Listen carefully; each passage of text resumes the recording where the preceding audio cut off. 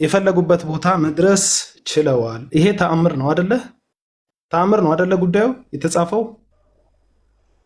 እኔን ምን ትጠይቀኛለህ? ማስረጃ ስጤን ያልኩ ማስረጃዎችን ንገረኝ። እኔ ማስረጃ ለመስማት ነው እኮ እየጠበቅኩ ያለሁት። ዘንዶ ሰውን ያገለግላል።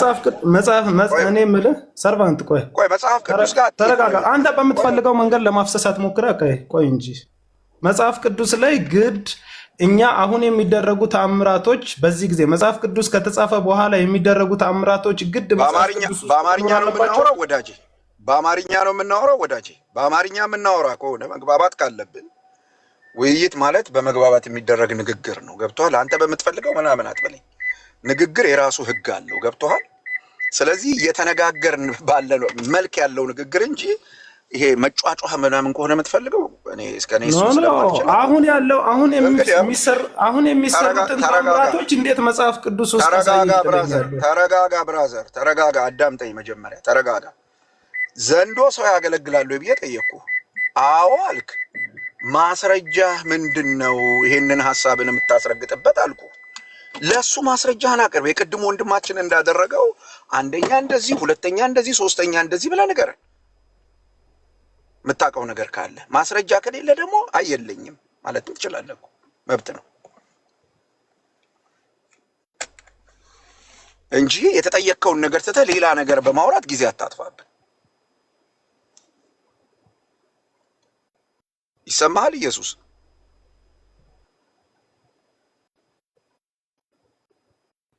ሚዩት ነህ። ኢየሱስ አምላኬ ሚዩት ነህ። ኢየሱስ መጀመሪያ መግባባት ያለብን ዘንዶ ምንድን ነው የሚለው ነገር ላይ ነው። ዘንዶ አንተ የምትለው ሰይጣን ከሰማይ የተጣለው ሰይጣን የተባለው በሰይጣን ምሳሌ የተቀመጠው ነው ወይስ ይሄ የዱር አራዊት እንስሳ ተብሎ የተቀመጠው? እኔ ጥያቄ አይደለም እሱ። ይሄን እዚህ ላይ ሳትግባባ የኔ ጥያቄ አይደለም እሱ። በጣም ክሊር በሆነ መንገድ ነው የተቀመጠው። እኔ መግባባት ያለብን የትኛውን ዘንዶ ነው? ስለ የትኛው ዘንዶ ነው የምናወራው? እንስሳ ስለሆነው ዘንዶ ነው እያወራን ያለ ነው። እንስሳ ስለሆነው ወይም የዱር አራዊት ስለሆነው ዘንዶ ነው እያወራን ያለ ነው። በቃ ቆንጆ። እሱን ማዘዝ ደግሞ ኖህ እርግቧን ልኳት ውሃ መቀነስ አለመቀነሱን ልኳት ይዛ መጥታ ከእንደገና ተልካ ማለት ነው። ይዛ መጥታ መቀነሱን የምስራች ይዛ መጥታለች። አንድ እንስሳን አንድ ሰው ማዘዝ ብርቅ አይደለም። በቋንቋ መግባባት አይጠበቅባቸውም። እሺ አንድ ነጥብ ኖህ። እሺ አንዱ ማስረጃ ማስረጃ ምንድነው? ኖህ እርግብ ሄዳ መጣ፣ ቀንበጥ ይዛ መጣ ነግረዋለች። ስለዚህ ዘንዶ ሰው ያገለግላል። ዘንዶ ብለው እንስሳ ስለሆነ ወዳጄ ይኸውልህ፣ ይሄ ሎጂክ ይሄ ሐሳብህ የማይሄድበትን መንገድ ልንገርህ። እርግብና ዘንዶ ሁለት የተለያዩ ነገሮች ናቸው። በማንነታቸው በምን ትለኛለህ እንዴ? በማንነታቸው እርግብ እርግብ ነው፣ ዘንዶ ዘንዶ ነው። ምንድን ነው የምታወራው? ስለዚህ እንስሳ ናቸው ሁለቱም። ምን ማለት ነው? ምንድን ነው ማለት? ነገርኩህ እኮ እርግብ እርግብ ነው፣ ዘንዶ ዘንዶ ነው። የእኛ ርዕስ ያለው ዘንዶ ላይ ነው። ማትስ ስትጠየቅ ባዮሎጂ አታብራራ ብራዘር። የተጠየቀው ማትስ ነው። እዛ ላይ ምናውራ ሰርቫንት። እነዚህ ከላይ ያሉ ሰዎች እኮ የተማሩ ናቸው። ሁላችንም እኔንም አንተንም የምናገረውን ነገር ይገመግማሉ። ኖርማል እርግብ ዘንዶ ዘንዶ ነው ስትል አዳምጠኝ። ይሄንን አውቄ ነው የማወራው ወንድም። ይኸውልህ ይሄን አውቄ ነው የማወራው እኔ። ርዕስ ጠብቄ ነው የማወራው እኔ። አየህ ታዲያ እኔ 3 ዓመቴ ነው እንደ እርግብ በማንነታችን። ቆይ ብራዘር ወንድሜ እንደ ኧረ አዳምጠኝ። አሁን የጠየቅኩህ ጥያቄ ዘንዶ ሰውን ያገለግላሉ ያልኩህ አዎ አልከኝ። እሺ ማስረጃ ስጠኝ አልኩህ። እርግብ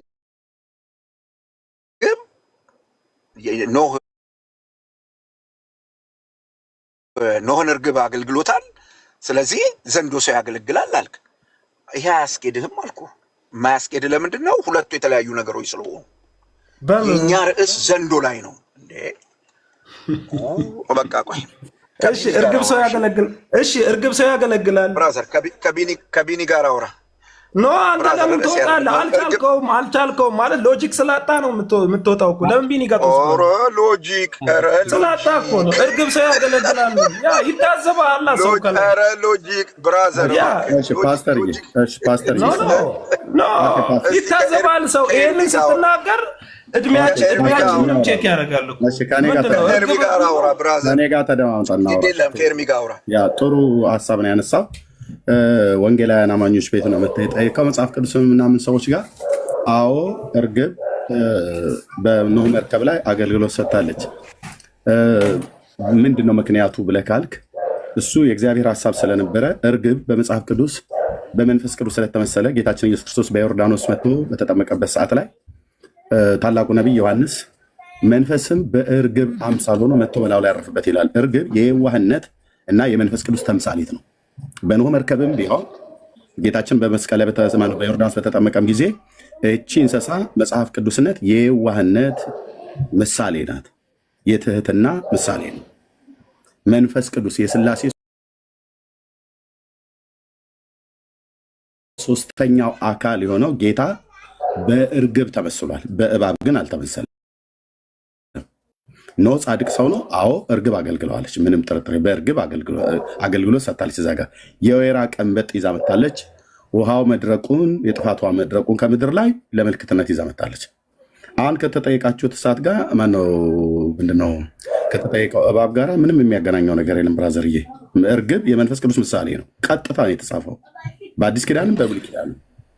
ምሳሌ ማለት ሪል ራሱ ማለት ነው እንዴ ብራዘር? እኔ እሱን አሁን ለጠይቀው ምሳሌ ማለት ሪል ራሱ ማለት ነው እንዴ? እርግብ በቃ ሙሉ በሙሉ እኔ የሚዩት ያደረኩህ የምታወራው ከኤርሚያስ ጋር ነው። አሁን ለጠይቀው ጥያቄ አጥጋቢ አይደለም፣ ከዛ በላይ ሆድን የሚነፋ መልስ ስሰጥህ አሁን ደግሞ መጣህና ሪል ምሳሌ ነው አይደለም ብለህ አትበለኝ ብራዘር። ኦኬ መንፈስ ቅዱስ እንደዚህ ሁለት እንደ እርግብ ነው ተብሎ ሲባል የዋህነት ምሳሌ ነው ብያልኩ። ምሳሌነቱ የዋህነት ነው። ኦኬ እሱኛውን አሁን ትክክል መንፈስ ቅዱስኛውን ክንፍ ያለው አሞራ ነው አለ እንዴ? የእናንተ እኮ ቤተክርስቲያን መንፈስ ቅዱስን የመሰለችበት በሰነፍ አሞራ በሰጎን ማለት ነው። በሰጎን መስላ አንተ ነህ ኤርሚ እንደዛ እያልክ ያለው አንተ ነህ። እርግብ መንፈስ ቅዱስ ነው እያልክ ያለው አንተ ነህ። እኔ ምሳሌ ነው እያልኩ መጽሐፍ ቅዱስ እኔ ነኝ እኮ የነገርኩህ ብራዘር። አንተ የታቅነህ እኮ እኔ ምሳሌ ነው። አንተ ግን ዘንዶን ሰይጣን ነው እያልከኝ። እኔ ሰይጣን አይደለም ምሳሌ። በዚህ ጉዳይ ዲቤት ትገባለህ ከኔ ጋር እዚሁ ጋር ደቂቃ እያዝልህ። ኖ ዲቤት አያስፈልገውም እኮ ይሄ አንተ ሪል ነው ዲቤት። ሚዩት አድርግ ያላልኩትን አትበል። እዚህ አንድ ሺህ ሰው ቁጭ ብሎ ማለት ነው። አንተ መጽሐፍ ቅዱስ ወዴት እንደሚገለበጥ እንኳን አታውቅም ብራዘር። ካልሆነ ታይ ትወርዳለህ። ችግር የለውም። እኔ አሁን ስድቡ አይደለም እኮ የተቸገርኩት። ታችሁረት ዘርህን አሰልፌ ያስተምርሃለሁ። ብሉይ ኪዳንም አዲስ ኪዳንም ማለት ነው። ዝም ብሎ መጫወጫ መለፋለፍ አይደለም። አባት ላይ ስለተጠመጠመው ዘንዶ ተናገር ተብለህ ስትባል ስለ እርግብ ትናገራለህ። እርግብማ ዘፍጥረት መጽሐፍት ላይ በኖህ መርከብ ላይ ያገልግላለች። የወይራ ቀንበጥ ይዛ መታለች። የአምላኬ ቃል ይናገራል። ዘርህን እኮ አልኩ እስከ 7 ትውልድ አሰልፌ ያስተምርሃለሁ። ትዕቢት አይደለም የምናገረው። በመረጃ ተዋሩ ከሆነ አውሩ። መጽሐፍ ቅዱስ ወዴት እንደሚገለጥ የማታውቅ ሰውዬ ቁጭ ብለህ ከፓስተር ጋር ትከራከራለህ። መከራከር ትችላለህ። ያወቅከውን አሁን ማሳወቅ ትችላለህ። ዝም ብሎ ማይክ ከፍቶ መጮህ አይደለም።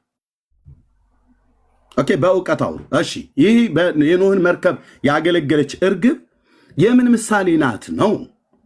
በመንፈስ ቅዱስ ምሳሌነት ተመስሎ ጌታችን በዮርዳኖስ በተጠመቀ ሰዓት ላይ ታላቁ ነቢይ ሰማያት ተቀደደ፣ መንፈስም በእርግብ አምሳል መጥቶ ሲያርፍበት አየ ይላል። እርግብ የምን ምሳሌ ነው? በኦርቶዶክስም በካቶሊካውያንም በእኛ ወንጌላውያን አማኞችም ሥላሴ አማንያን በተባልን የምን ተምሳሌት ነው ተብሎ የሚታመነው መጽሐፍ ቅዱስ ውስጥ? የዋህነት ነው፣ የመንፈስ ቅዱስ ነው። እኔ ነኝ ያልኩት ይሄንን አይደለሁም። በአምሳለ እርግብ እያለች ኦርቶዶክስ ለመልአክ ሰጥታለች። ለመንፈስ ቅዱስ የተነገረው ብታጣምመው ግን እርግብ የማን ምሳሌ ነው ብለህ ብትላት ኦርቶዶክስ በደንብ ትነግርሃለች። ብራዘር በደንብ ትነግርሃለች። መጽሐፍ አንብቡ። በጨበጣና በጫጫታ የሚሆን ነገር የለም ብራዘር። መጽሐፍ አንብቡ። ይሄ ቤት የወንጌላውያን ቤት ነው። በዘንዶ ግን የተጠቀመ ዘንዶን ለአገልግሎት የተጠቀመ ማንም ነብይ የለም። ብሉይ ኪዳን ላይ አለ ብሎ የሚል ሰው ካለ ይምጣ። በመረጃ ውሃ ጥብላው ላይ ሰለቅበት ታያላችሁ። ያምጣ መረጃ። እኔ ደግሞ ዘንዶ በመጽሐፍ ቅዱስ ላይ በምን እንደተመሰለ በሕገ ልቦና፣ በሕገ ኦሪት፣ በአዲስ ኪዳን በምን እንደተመሰለ እናመጣለን። ኦኬ ለምሳሌ አሁን ምድረ በዳው ላይ በሄዱበት ሰዓት ላይ እስራኤላውያን ከግብፅ ሲወጡ በጌታ ላይ አጉረመረሙ፣ በሙሴ ላይ አጉረመረሙ የእስራኤል ሕዝብ። ጌታም ተቆጣ። በምድረ በዳ ቢሄዱበት በነበረው በእሱ መለኮታዊ ክብር ጠብቋቸው ጋርዷቸው ሲሄዱ በነበሩበት ምድረ በዳ ላይ ሲቆጣቸው በዛው ምድረ በዳ ላይ የነበሩ ነዘር እባቦችን አስነስቶ ያስነደፋቸው እና የሞቱት። ከዛው ደግሞ ከዛው ከህዝቡ መካከል ያስነሳው ታላቅ ነቢይ ከነሐስ እባብን ቅረጽና በዓላማ ላይ ስቀለው አሉ፣ በእንጨት ላይ ወደ እርሱ ቀና ብለው ያዩ ይድናሉ ብሎ በታላቁ ነቢይ በኩል ተናግሯል። ይሄም ተምሳሌነቱ ምንድነው? በዮሐንስ ወንጌል መጽሐፍ ምዕራፍ 3 ቁጥር 14 ላይ ተነግሯል። ሙሴ በምድረ በዳ እባብን እንደሰቀለ በእርሱ የሚያምን ሁሉ የዘላለም ሕይወት እንዲኖረው የሰው ልጅ ሊሰቀል ይገባል ይላል። ኦኬ እዛ ጋር የተሰቀለበት ምክንያት ምድረ በዳው ላይ በምን ምክንያት ነው? ትራንስፖርቴሽን ነበር የተጠቀሟቸው። የጌታ ቁጣን የመጣው በህዝቡ ላይ። መጽሐፍ አንብቡ። ውዳሴ ማርያምና ሰኔ ጎልጎታ አንብበ መተህ የእግዚአብሔርን ቃል ከጠጣና ከበላ ትውልድ ጋር አንድ አትመልሱም። አንድ ከዚህ በኋላ በዚህ ጉዳይ ላይ ጠንከር ያለ ሐሳብ አለኝ እኔ ብሎ የሚል ሰው ካለ ከኔ ጋር ዲቤት ያደርጋል እዚሁ ማለት ነው። ደቂቃ ተይዞልን ዲቤት ማለት ነው። አይ ውይይት ነው ብላችሁ ካላችሁ ለመማማር ከሆነ የምታውቁትን ያህል ንገሩ፣ ወንድሞቼም የሚያውቁትን ያህል ይነግሯቸዋል። ኦኬ መንፈስ ቅዱስ በእርግብ ተመስሏል። አዲስ ኪዳን ላይ ያቺ እርግብ በኖህ መርከብ ውስጥ አገልግላለች። እኛ እየጠቅን ያለነው እባብ ነው። እባብን ለትራንስፖርቴሽን አሁን የዚህ አቡነ አረጋ የተባለው ለትራንስፖርቴሽን የተጠቀመበት ኦኬ ዶክሜንተሪ ተሰርቶበታል። ከፈለጋችሁ ጥቂት ላሳያችሁ ዶክሜንተሪውን፣ ከዛ ለወንድሞች ሰጣቸዋለሁ። ሌሎችም ስለገቡ ያው ኦርቶዶክሳውያን ስላሉ ይህንም ግን አንድ ነገር እንትን ሳታሳይ በፊት እያሳየክ እርግብ ብቻ ነው በመንፈስ ቅዱስ እንትን የተመሰለው ብዙ ነገር የተመሰላለን። ያው ከእንስሳ ጋር በተገናኘ ነው። ሌላ እንደ እባብ ልባሞች፣ እንደ እርግብ የተባለበት ምንድን ነው? እሱ የተባለበት ሰይጣኑን እያለ አይደለም ማለት ልክ ነው። የእባብ ልባምነት ሙሴ የሰቀለው እባብ ሰይጣንን አይደለም ብራዘር። እኛ አሁን ሰይጣን ነው አይደለም እሱ ስለ ኢየሱስ ክርስቶስ አርእስቱን ስፒሮስ ይሆን አርእስቱ ስለ እንደ እባብ ልባሞች እንደ እርግብ የዋሆች ሁኑ ብሎ ሲል እርግብ የዋህነት ምሳሌ፣ እባብ ደግሞ የልባምነት ምሳሌ ተብሎ የተባለውን እኛ ማናቅ ሰዎች አይደለም ወገን። አስጠቅሰው ነበረ እናውቃለን። መንፈስ ቅዱስን ምንም አይገናኝም። አትደርብ ስፒሮስ፣ እንዴት እንደማይገናኝ ከፈለክ ዲቤት አይደለም። ኖን አመጣህና የኖን እርግብ ስለ መንፈስ ቅዱስ አወራ። ምንም ግድ የለም። አሁን እኮ ለንደማመጥ ብራዘር ካልሆነ ወይ ዲቤት እንግባ። ዲቤትም እንግባ፣ ችግር የለብኝም እንግባ። እሺ ምንድነው ብለን ዘንዶ ቅዱሳንን ዘንዶ ያገለግላቸዋል ብሎ በሚል አርዕስት ባስቀመጥነው አርዕስት ነው። እንስሳ እንስሳ እንዳለ አድምጠኝ። እኔ ስለ ዘንዶ ነው የጠየኩህ። እንስሳና ሰው የተጣላው በኃጢአት ምክንያት እኩል አታውራ ስፒሮስ። የአንተ ችግር ሰው ሲያወራ እኩል ታወራለህ። አርዕስቱ እየጠየቅህን ስለሆነ ነው። ኦኬ አርዕስቱ ያው እንኳን ደህና መጣህ። ዲቤት እንደው በጣም አደን ይፈልገው። ኦኬ ቴንክ ዩ። አጠር ያለ ክሽን ያለ ለህዝብ እናቀርባለን ማለት ነው። ቅዱሳንን ዘንዶ ያገለግላቸዋል ጥያቄ ምልክት ነው። በዚህ ነው አርዕስት የምንገባው። ደቂቃ ያዙልን። ማንም ሰው ጣልቃ እንዳይገባት። ጎሄድ ደቂቃ ያዙልን። ማነው ደቂቃ የሚዙልን? ስንት ደቂቃ እያያዝላችሁ? ኤርሚ አንዴ ታፕታፕ ሼር ግን ይደረግ።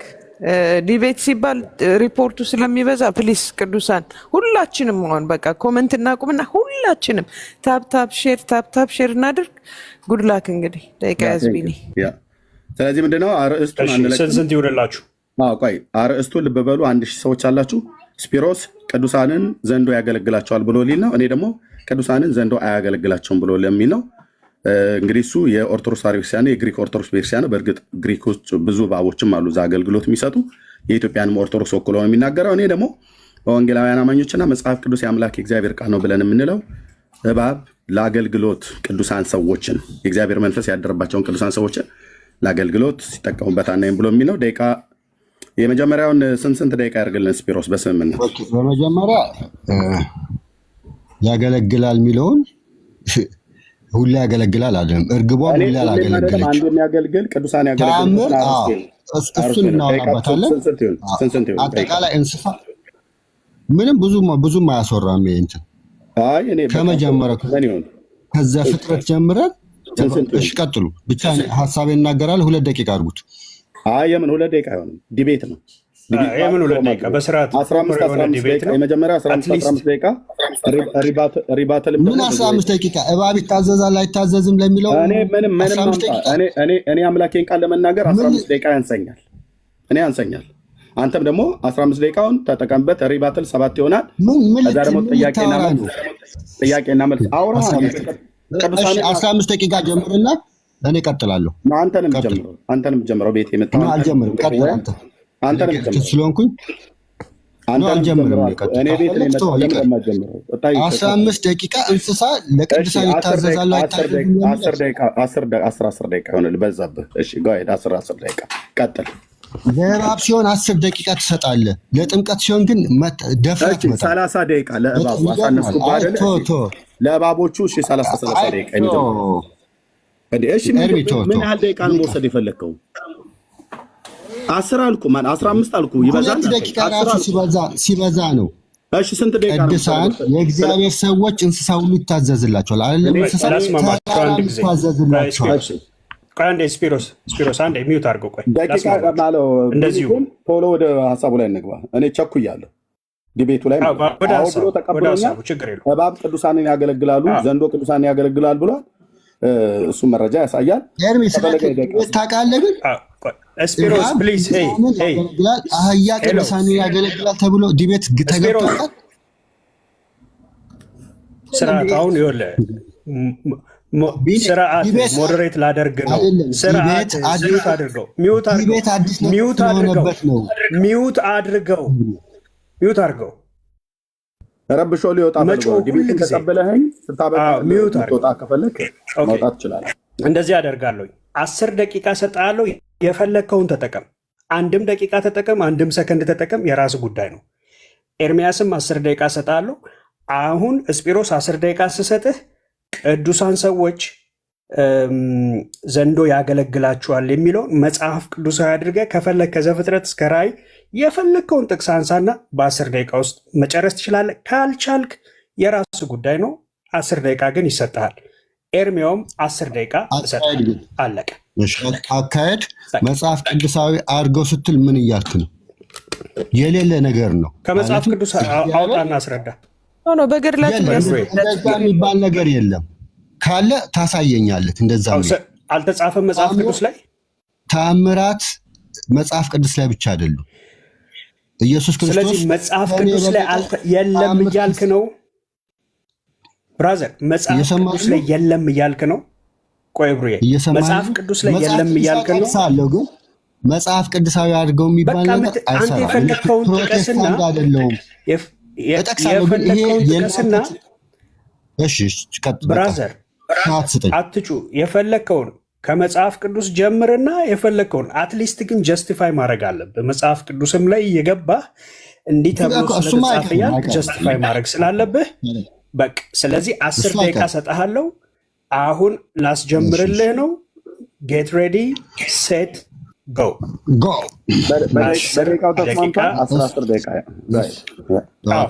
እስካሁን ሲወራ የነበረውን ከሰማችሁ ዘንዶውን እንደ ሰይጣን አድርገው እያወሩ ነበር። ይህ ትልቅ ስህተት ነው። ዘንዶ እንስሳ ነው። እንስሳው ተጠቀመ ነው። ሲጀመር እንስሳ ለሰዎች ይገዛ ነበር። በኃጢአት ምክንያት ነው እንስሳ ሰው እየፈራ እንስሳም እንትን የሆነው አውሬ የሆነው ማለትም ከሰው ጋር ጥላ እንትን ያለው። ቅዱሳን ግን በእግዚአብሔር በኢየሱስ ክርስቶስ በጸጋው የዳኑት እንስሳን ሳይሆን ተራራንም ማዘዝ ይችላሉ። ይሄ መጽሐፍ ቅዱስም ይናገራል። የግድ መጽሐፍ ቅዱስ ላይ ካልተጻፈ የሚለው ይሄ የእናንተ ትምህርት ነው። ጌታችን ኢየሱስ ክርስቶስ ተአምር አማኞች እንደሚሰሩ ይናገራል። እባብን ትይዛላችሁ ምንም አትሆኑ፣ አይደለ? አይደለም ቅዱሳን ዘንዶን እንደዚሁ አስተምሮ ሚይዘው አለ። ከዱር አራዊት የቤት እንትን የሚያደርገው አለ። ትልቁ የከበደኝ ነገር ግን እርግብ መላክ ትችላለች፣ ግን ዘንዶ መታዘዝ አይችልም ለቅዱሳን። ይህን ኬት አመጣችሁት? ኖ እርግቡን ላከ ተብሎ መንፈስ ቅዱስ የሚለው መጣ። መንፈስ ቅዱስ አይደለም የተላከው፣ እንደ እርግብ ነው የሚለው ዮሐንስ ጌታን ሲያጠብቅ እንደ ማለት እርግብ ነው ማለት አይደለም። ኖ የላከው ግን እርግብ ነው። ኖ ደግሞ እንስሳቱን ሲያስገባ ሁሉም እንስሳት ታዞለት ነበረ መርከብ ውስጥ ሲገባ። ይህንን እንስሳ እንዴት ነው እንትን የምትሉት? ጌታችንም ራሱ በነሐሱ እባብ ተመስሏል። ዮሐንስ አምጥቶታል። ልክ ሙሴ የነሐሱን እባብ እንደሰቀለው እንደዚህ ኢየሱስ ክርስቶስ እንደሚሰቀል ብሎ ይሄንን አምጥቷል። ራሱ ጌታችን ደግሞ እንደ እባብ ልባሞች እንደ እርግብ ሁለቱም እዚህ ጋር ይመጣሉ። የዋህ ሁኑ ይላል። ስለዚህ እንስሳውን ያመጡና አጋንንት ሰይጣን እያሉ ሲያወሩ ነበር። ይሄ ትልቅ ስህተት ነው። ስለዚህ ቅዱሳን ከእግዚአብሔር ጋር ግንኙነት ያላቸው እንስሳም ይታዘዝላቸዋል። ታምሩ ይሄ እውነት እሱን እየተከራከርኩ አይደለም፣ ግን እንስሳ ይታዘዝላቸዋል። ቅዱሳን ለቅዱሳን እንስሳ ይታዘዛል። የኔ ሐሳብ ይሄ ነው። አይደለም እንስሳ ተራራ ራሱ ይሄንን ተራራ ምንድነው? ቅድምም ዕብራውያን ሲጠቅሰው ነበር። አይታዘዝም ካለ እዚሁ ጋር ከመጽሐፍ ቅዱስ ጠቅሶ እንትን ይሉኛል። አመሰግናለሁ።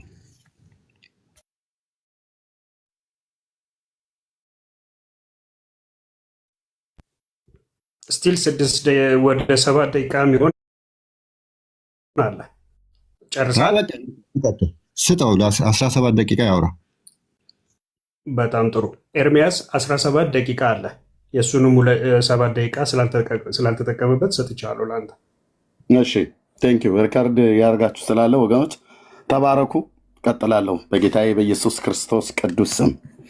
መጽሐፍ ቅዱሳችን እንግዲህ እንደምታውቁት ከሰው ልጅ ውድቀት ፍጥረት ከተፈጠረ በኋላ የሰው ልጅ አምላኩን የእግዚአብሔርን ቃል ተላልፎ ከወደቀበት ጊዜ ጀምሮ ለውድቀት ምክንያት የሆነው በዋነኛነት ሰይጣን ቢሆንም ሰይጣን በቀደመው ዓለም ማለት ዓለም ሳይፈጠር በነበረው ኃጢአት በአንድ ሰው ምክንያት ወደ ዓለም ገባ ይላል። ወደዚህ ዓለም ከመግባቱ በፊት በየት ነበረ ማለት ነው?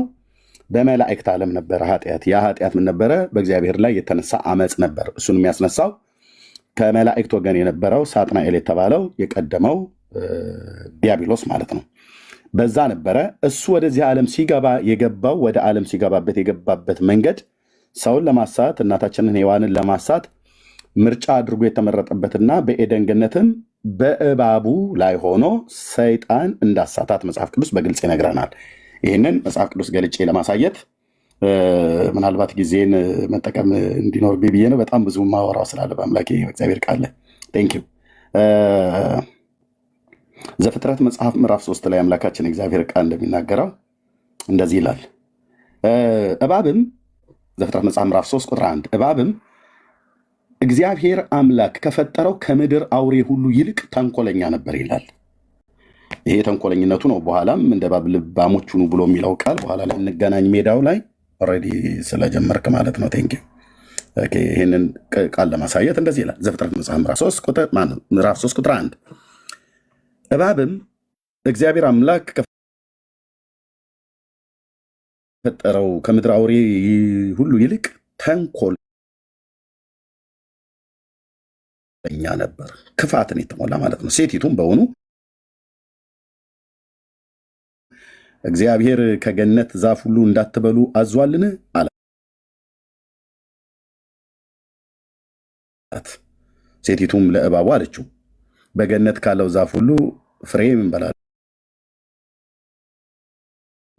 ነገር ግን በገነት መካከል ካለው ከዛፉ ፍሬ እግዚአብሔር አለ እንዳትሞቱ ከእርሱ አትብሉ አትንኩትም። እባብም ሴቲቱን አላት ሞትን አትሞቱም አላት። አውሬው ምን ነበረ? እንስሳው ምን ነበረ ይላል? ክፉ ነበር። በቃ ከፈጠረው የእግዚአብሔር ቃል ነው የሚናገረው። በዚህ ክፉ ላይ ደግሞ ክፉ የሆነ ሰይጣን አደረበት። ኦኬ። ስለዚህ የቀደመው እባብ የተባለው ዲያብሎስ ክፉ ነበር ከመጀመሪያውም ሲፈጥረው።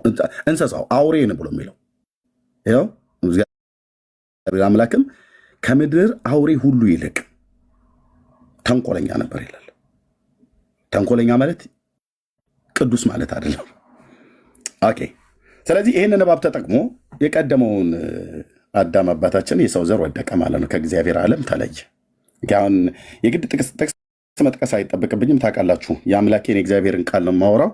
የምናገረውን ካፌ እየሰማችሁ የምጠቅሰው ጥቅስ ካለ እሱን ሄዳችሁ ቼክ ማድረግ ትችላላችሁ። እሺ፣ ጊዜ ለመጠቀም መጽሐፍት 18 ማሳየት የለብኝም።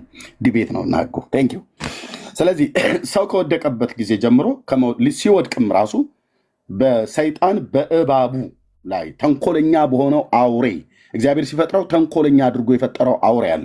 እግዚአብሔር ሲፈጥራቸው ጥበብን የከለከላቸው እንስሶች አሉ። ለምሳሌ ሰጎን የምትባለው በኢዮብ መጽሐፍ ምዕራፍ 39 ላይ ሰጎን እግዚአብሔር ጥንቱኑ ሲፈጥራት እንደ ቁመቷ እንደ አንገቷ አርዝመት እንደ ቅልጥሟ አርዝመት አይደለም፣ ጥበብን ከልክሏታል ይላል የአምላክ የእግዚአብሔር ቃል። ማለት ማስተዋል የሌላት ከምድር በራሪ ከሚባሉ እንስሶች ውስጥ ማስተዋል የሌላት ናት።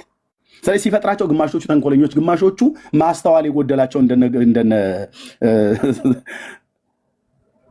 ሰጎን ማለት ነው። አንዳንዶቹ ደግሞ ሲፈጥራቸው ደግሞ የዋህነት ምሳሌ ያለባቸው እንደነ እርግብ ማለት ነው። አየህ፣ መጽሐፍ ቅዱሳችን የትኛውን እንስሳን እግዚአብሔር የፈጠረውን ሲፈጥረም የትኛውን ጥበብ እንደከለከለው የትኛውን ተንኮለኛ እንደሆነ ያውቃል፣ የተፈጠረው ፍጥረት ማለት ነው። ስለዚህ አሁን ወደ እባቡ ስመለስ ቅዱሳን ሰዎች ማለት ከአቤል ጀምሮ ማለት ነው። ከዘፍጥረት ከአቤል ጀምሮ እስከ መጨረሻው ይሄ ዓለም ላይ እስከሚቀረው ሰው ድረስ ያሉ የሚኖሩ ወይ ደግሞ አሁን እኛ እስካለንበት ድረስ ብዬ ልበል።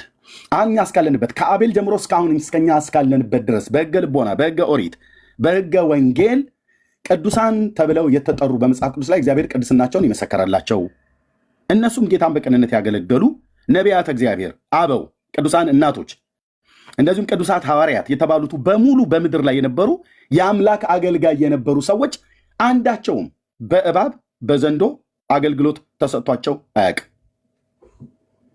የለም። ምክንያቱም ተንኮለኛ አውሬ ነው። ተንኮለኛ አውሬ ነው።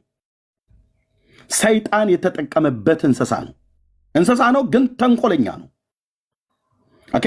ይህ እባብ በብሉይ ኪዳን ነቢያት ውስጥ አንዳቸውንም አላገለገልም። አንዳቸውንም ማገልገል ማለት አሁን አቡነ አረጋዊ በኋላ ስፒሮስ ለመመለስ መጥቷል። ስለ አቡነ አረጋዊ ስለሱ ሁሉ ጠይቀዋለሁኝ። ገድሉን ያውቃል፣ አልጠይቅም ብሎ አይልም። ዲቤት ነው የገጠምነው። ኦኬ።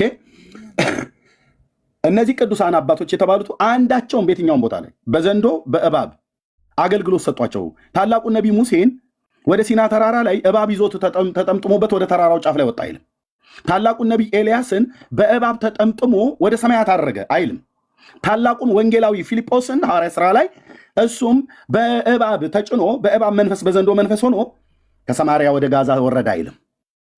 ለምን? ከቦታ ቦታ በመንቀሳቀስ ያገለገሉ ሰዎች ስለነበሩ፣ በተለይ ሁለቱ ኤልያስ እና ፊልጶስ የአዲስ ኪዳኑ ሰባኪ ወንጌላዊ ማለት ነው።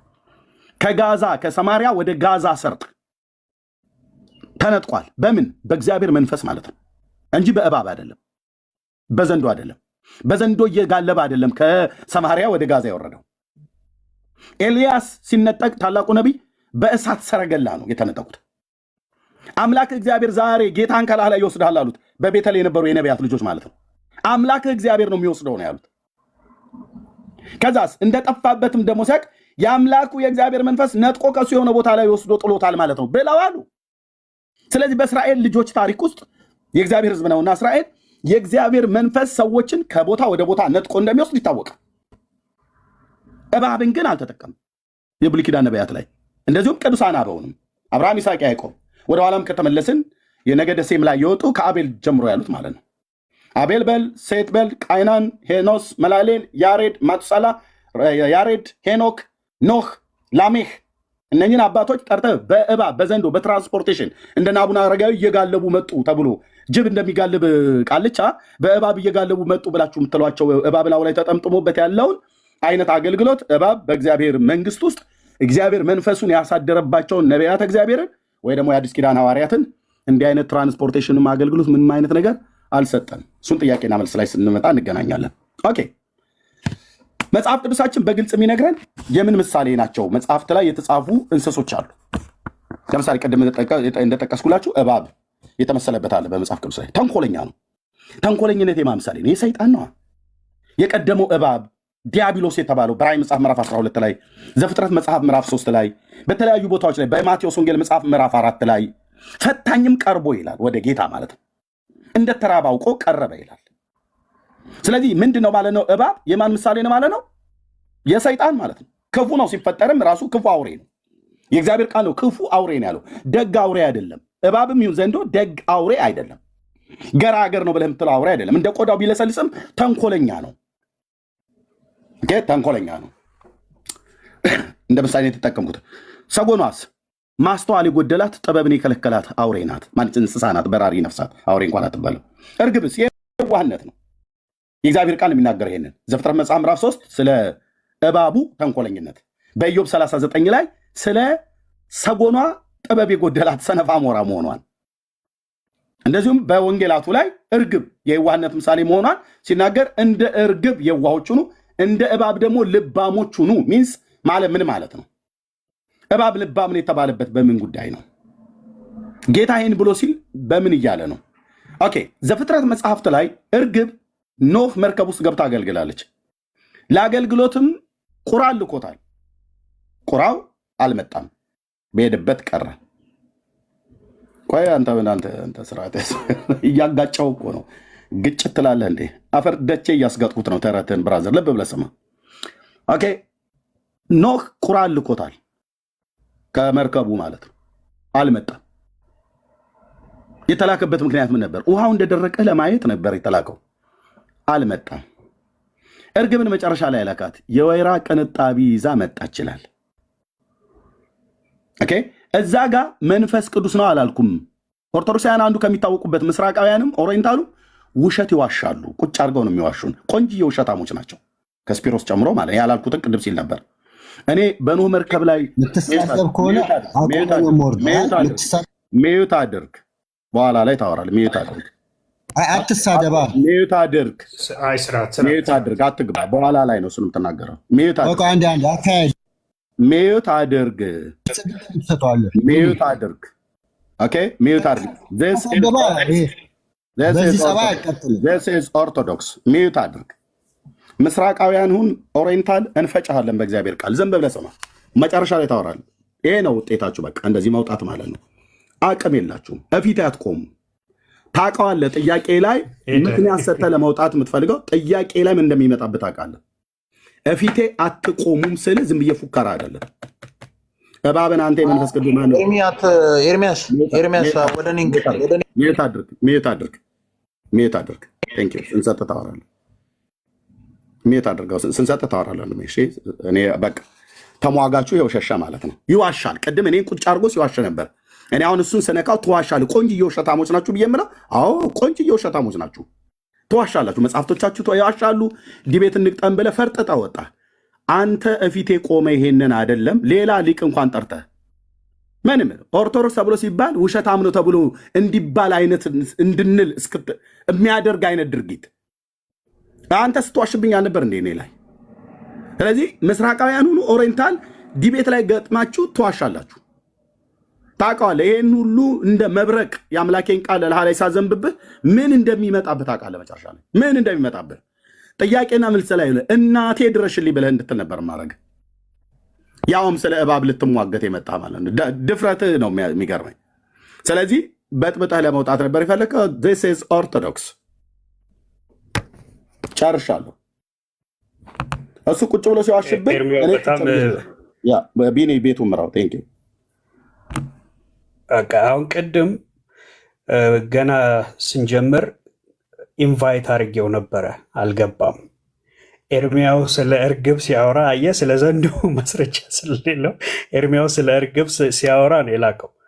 ኦኬ ስጲሮስ፣ ከዚህ በኋላ ኢነን አውት እያደረግ እዚህ ቤት እንዳይመጣ በቃ ስጲሮስ፣ እዚህ ቤት እንዳትመጣ መተህ ገፍ አስወርደው። እታቸው ታች ታች እዚህ ቤት ደግመህ እንዳትልክ እንዳታስገቡ። አንተ ሂድና የምትደበቅበት ተደበቅ። ከጴንጤ ፊት ቆመህ በዘንዶ ቅዱሳን ይገለገላሉ ብሎ የሚል አርቲ ቡርቲ ኮተት የሆነ ትምህርትህን ልታጸድቅ ቀርበህ ነበር። ስድብህን ተውና አይደለም ወንጌል እንነጋገር፣ ወንጌል እንነጋገር። አስወርደው ዝም በል በጌታ አስወርዱት። ቀውታ በቃ ይሄ የእባብ መንፈስ እንዲህ ነው የማንጫጫችሁ ማለት ነው። ኦኬ። ስለዚህ የእናንተን አርቲ ቡርቲ የሆነ ትምህርት እኔ ፊት ቆመህ ልታጸድቀው አትችልም። ኦኬ። ምክንያቱም የጠቀስኳቸውን ጥቅሶች እሱ አንድ አላወራም። ያወራበት ላይ አንድ የእግዚአብሔር ቃል አልጠቀሰም። እኔ ጠቅሼ ማሳየት ስጀምር አይ እንደሆነ የሆነ ነገር ምክንያት ፈጥሬ ልውጣ ነው። አትቆሙም። ምስራቃውያን ሁኑ ኦሪየንታል ኦርቶዶክስ በጴንጤ ፊት እኔ ጋር ና እናቅረብ እናውራ። ና እኔ ጋር ቅረብ እናውቃ። ሌሎች ወንድሞቼ ዝም ይለዋል። ና እኔ ጋር ቅረብ እናውራ።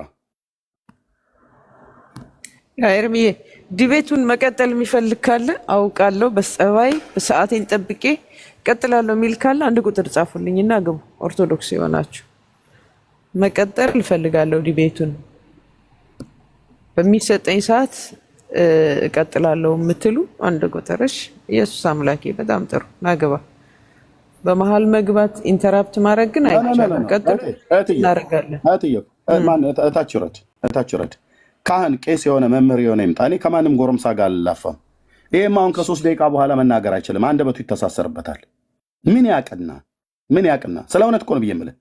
ባዶ ናችሁ። የአምላክ የእግዚአብሔር ቃልን አላነበባችሁም። ይሄ ያስቆጣ ከሆነ ያስቆጣ ብራዘር፣ ሪያሊቲውን ነው የምነግርህ። የእግዚአብሔርን ቃል ቁጭ በልና አንብብ። ባዶህን ሆነህ 2 ጥቅስ ይዘህ አትምጣ ጴንጤ ፊት። 2ቱንም ጥቅስ ከእጅ ላይ ያራግፍልሃለሁ። አትምጡ አልኳችሁ ወንድሞች ናቶች። እታቸው ነው ከእናንተ ጋር ካወሩ ያወሩ። ዝም ብሎ ውይይት ከሆነ ማለት ነው። አሁን ይህን ሰው ዲቤት ብለሽ ትጠሪያለሽ። እህትዬ አይ ለዲቤት የሚመጥኑ አይደሉም። አንድ በትልቁ አድርገኝ። ያ ቴንክ ዩ። ይህን ሰው ለዲቤት ብላችሁ አትጡ። ቄስ መምህር፣ አሁን መምህር ወይ ኋላሸት ቅድም ገብቶ ነበር። እንደ መምህር የኋላሸት የኦርቶዶክስ መምህራን እንደነሱ ካሉ ዲቤት ይገባሉ። ስፒሮስ ያው ዝም ብሎ የእርጎ ዝንብ እንደሚባለው አይነት ነው። ባገኝበት ነው ጥልቅ የሚለው። እሺ ድምጼ ይሰማል? ሰላም ብያለሁ ሁላችሁንም። እኔ ትንሽ ነገር ላሳይና ከዛ እንቀጥላለን።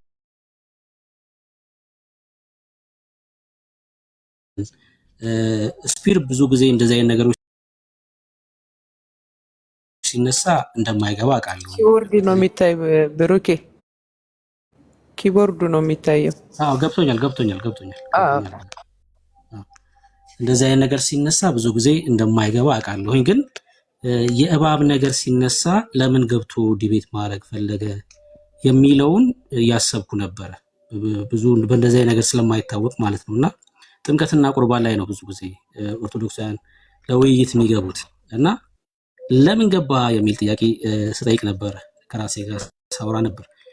ያው የእባብ ፍቅር አለ። በነገራችን ላይ ምስራቅ ኦርቶዶክስም ይሁን ምዕራብ ኦርቶዶክስ የእባብ ፍቅር አለ። አንድ ቪዲዮ ላሳያችሁ ከእባብ ጋር የግሪክ ኦርቶዶክስ ያላትን። ቆይ አንዴ ስፋት ታስገቡ ባካችሁ። ቆይ አንዴ እስከጨርስ ድረስ ስፋት ታስገቡ። የእባብ ፍቅር እሺ፣ የእባብ ፍቅራቸውን አንዴ ላሳያችሁና ከዛ ማሳየውን ነገር ላሳያችሁ። ይሄ አንዴ ቆይ ድምጹን ለመቀነስክ። እሺ፣ ይሄ የግሪክ ኦርቶዶክስ ነው።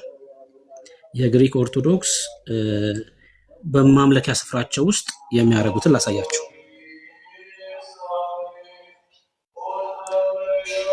እንደምታዩት እባቡ የማርያም ምስል ላይ ነው ተጠምጥሞ የምታዩት። ኬፋሎኛ የሚባል ስፍራ ላይ ያለ ቤተክርስቲያን ነው እና የማርያም ምስል ላይ እንደምታዩት እባቡ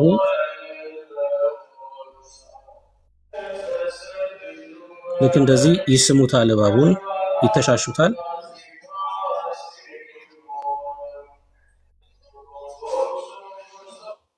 ይሄ ማለት እንግዲህ ግሪክ ኦርቶዶክስ ውስጥ ያለ ነው። ልክ በዚህ አይነት ሁኔታ ይተሻሹታል። ሶሪ አንዴ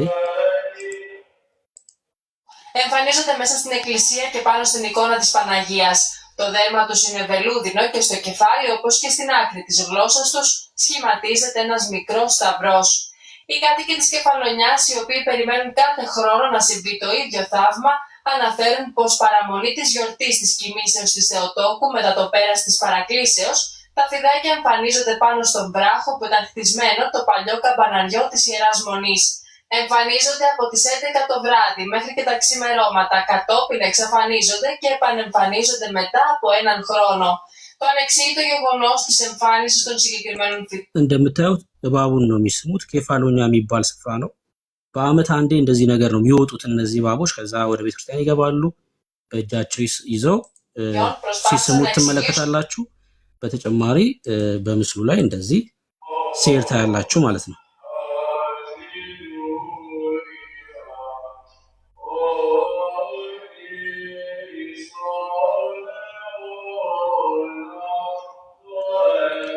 እሺ ይሄ ግሪክ ኦርቶዶክስ ነው። እሺ የኢትዮጵያ ኦርቶዶክስስ ምን ብላ ታስተምራለች የሚለውን ላሳያችሁ። የኢትዮጵያ ኦርቶዶክስ ከእባብ ጋር በተያያዘ ምን ብላ ታስተምራለች? ያይ ነው ደስ ይላል። እሺ ያው ኤርሚ ያውቃል። ስለዚህ ስለ ሌዋታን ያው ታውቃላችሁ። እነዚህ ሁለቱ ዘንዶች ሲነካኩ የምድር ማብቂያ ነው ተብሎ ይታመናል።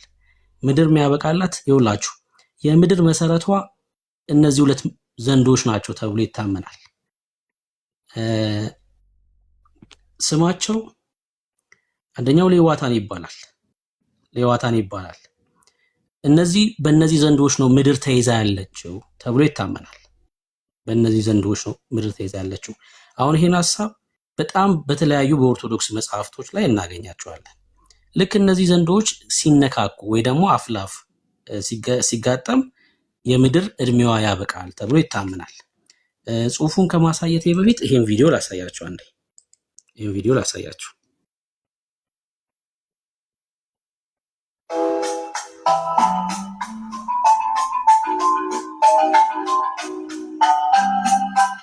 በሄሞትና ሌዋታን እስከ ዓለም ፍጻሜ ምድርን የከበቧት ዘንዶች የአራዊት ንጉሶች።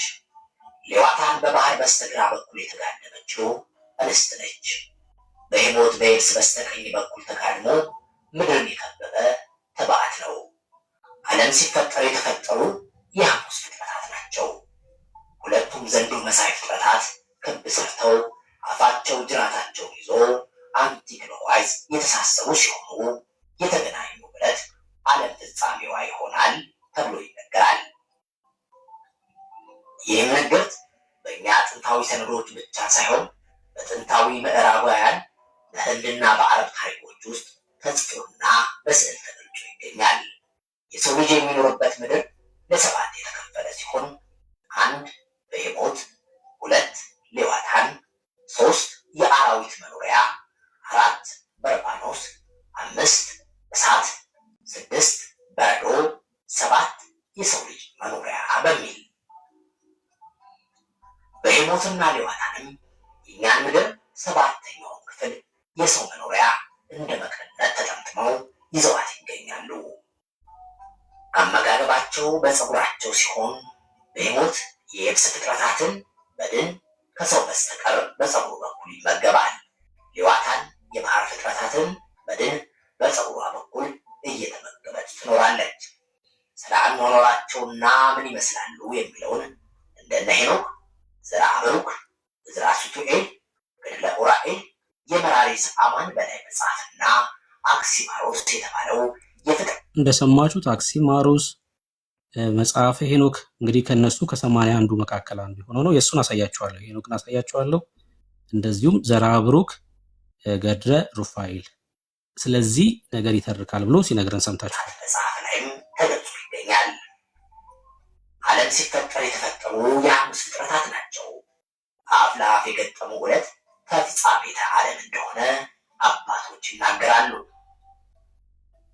ይህ በመጽሐፈ ቱላዳን እንዲሁም በሌሎች መጽሐፍት ውስጥ ይገኛል።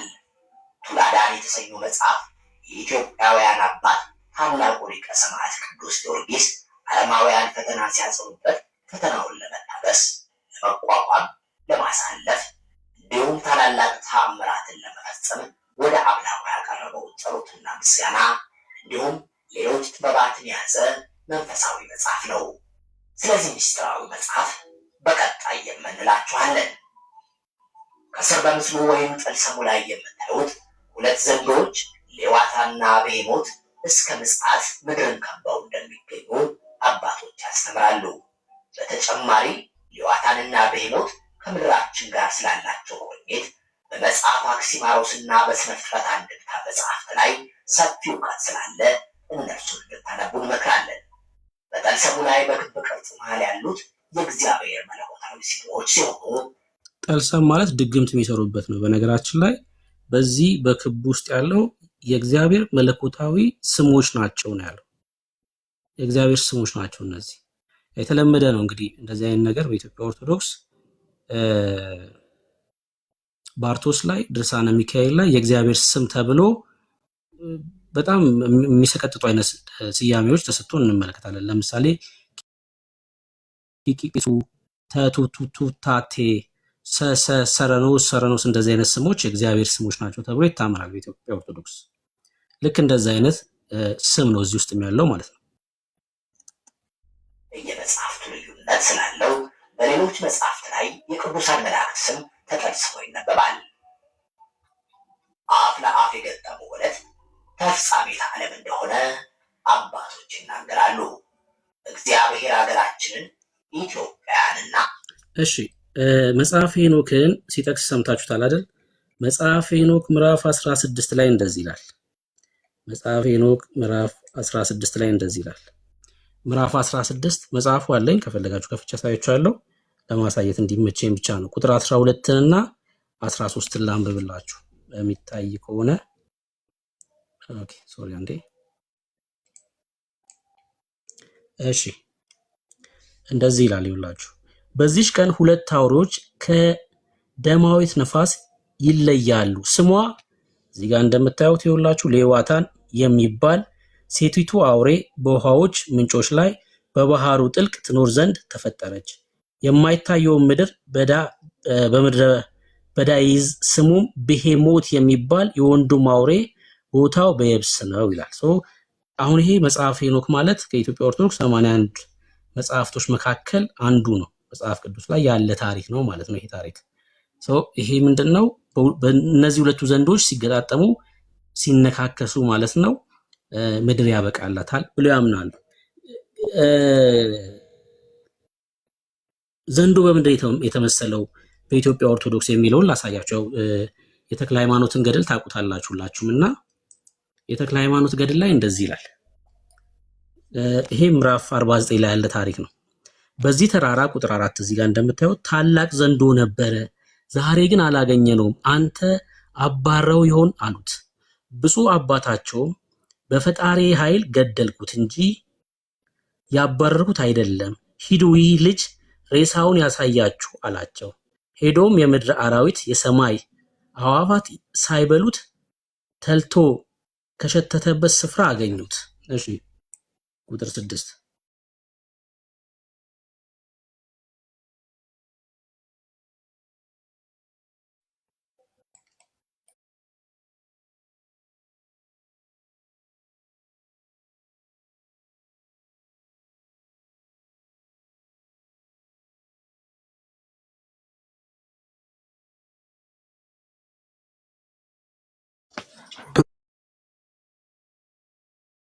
ብሩኬ ቀጥለ እድል ትሰጠኛለህ።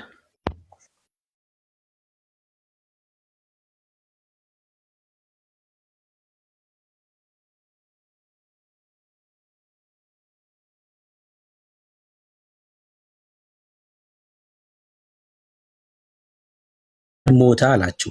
በሀገሩ ሰዎች ፍርሃት አደረባቸውና ያደነቁ ሄደው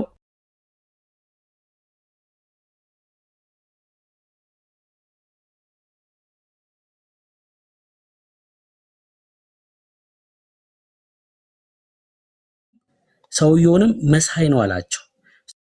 ሰውየውስ እጅግ ያማረ የተወደደ ነው አሉት።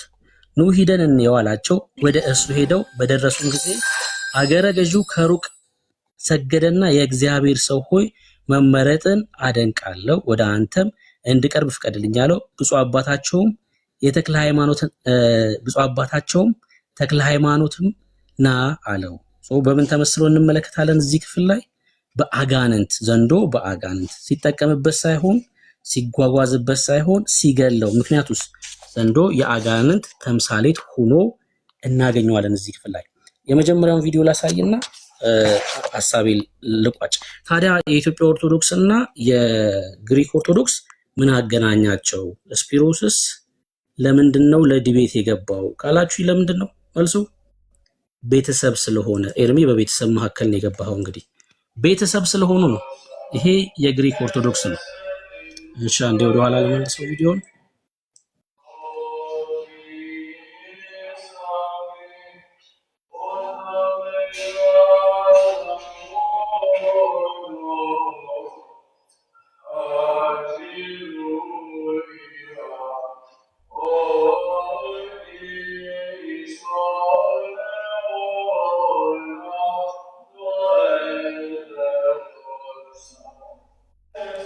ይሄን ይመስላል ሲስሙት ሲተሻሹት እና ምስል ላይ ሲሄድ የምንመለከተው ማለት ነው።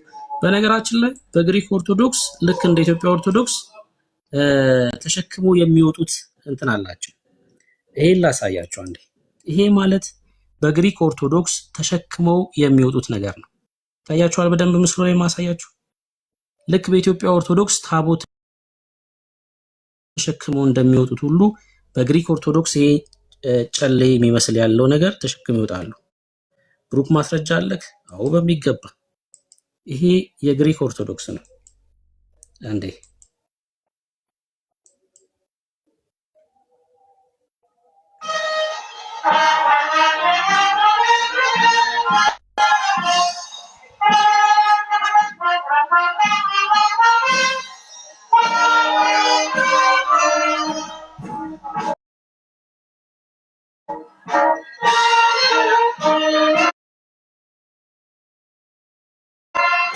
ሰላም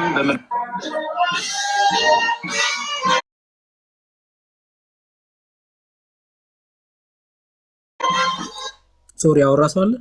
እሺ ችግር የለም ወንድምነት። አይ አንድ ማስታወቂያ ልናገር ነው፣ ስትጨርስ ንገረኝ። እሺ ጨርሻለሁ።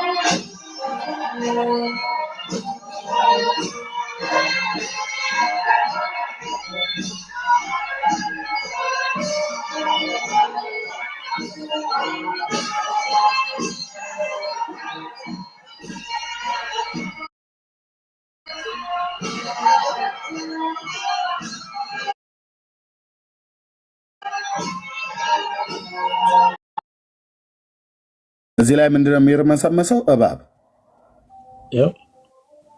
የኬፋሎኛ እባቦች ማለት ነው። አክሮባት ዳንስ ይደንስበታል። በቤተሰብ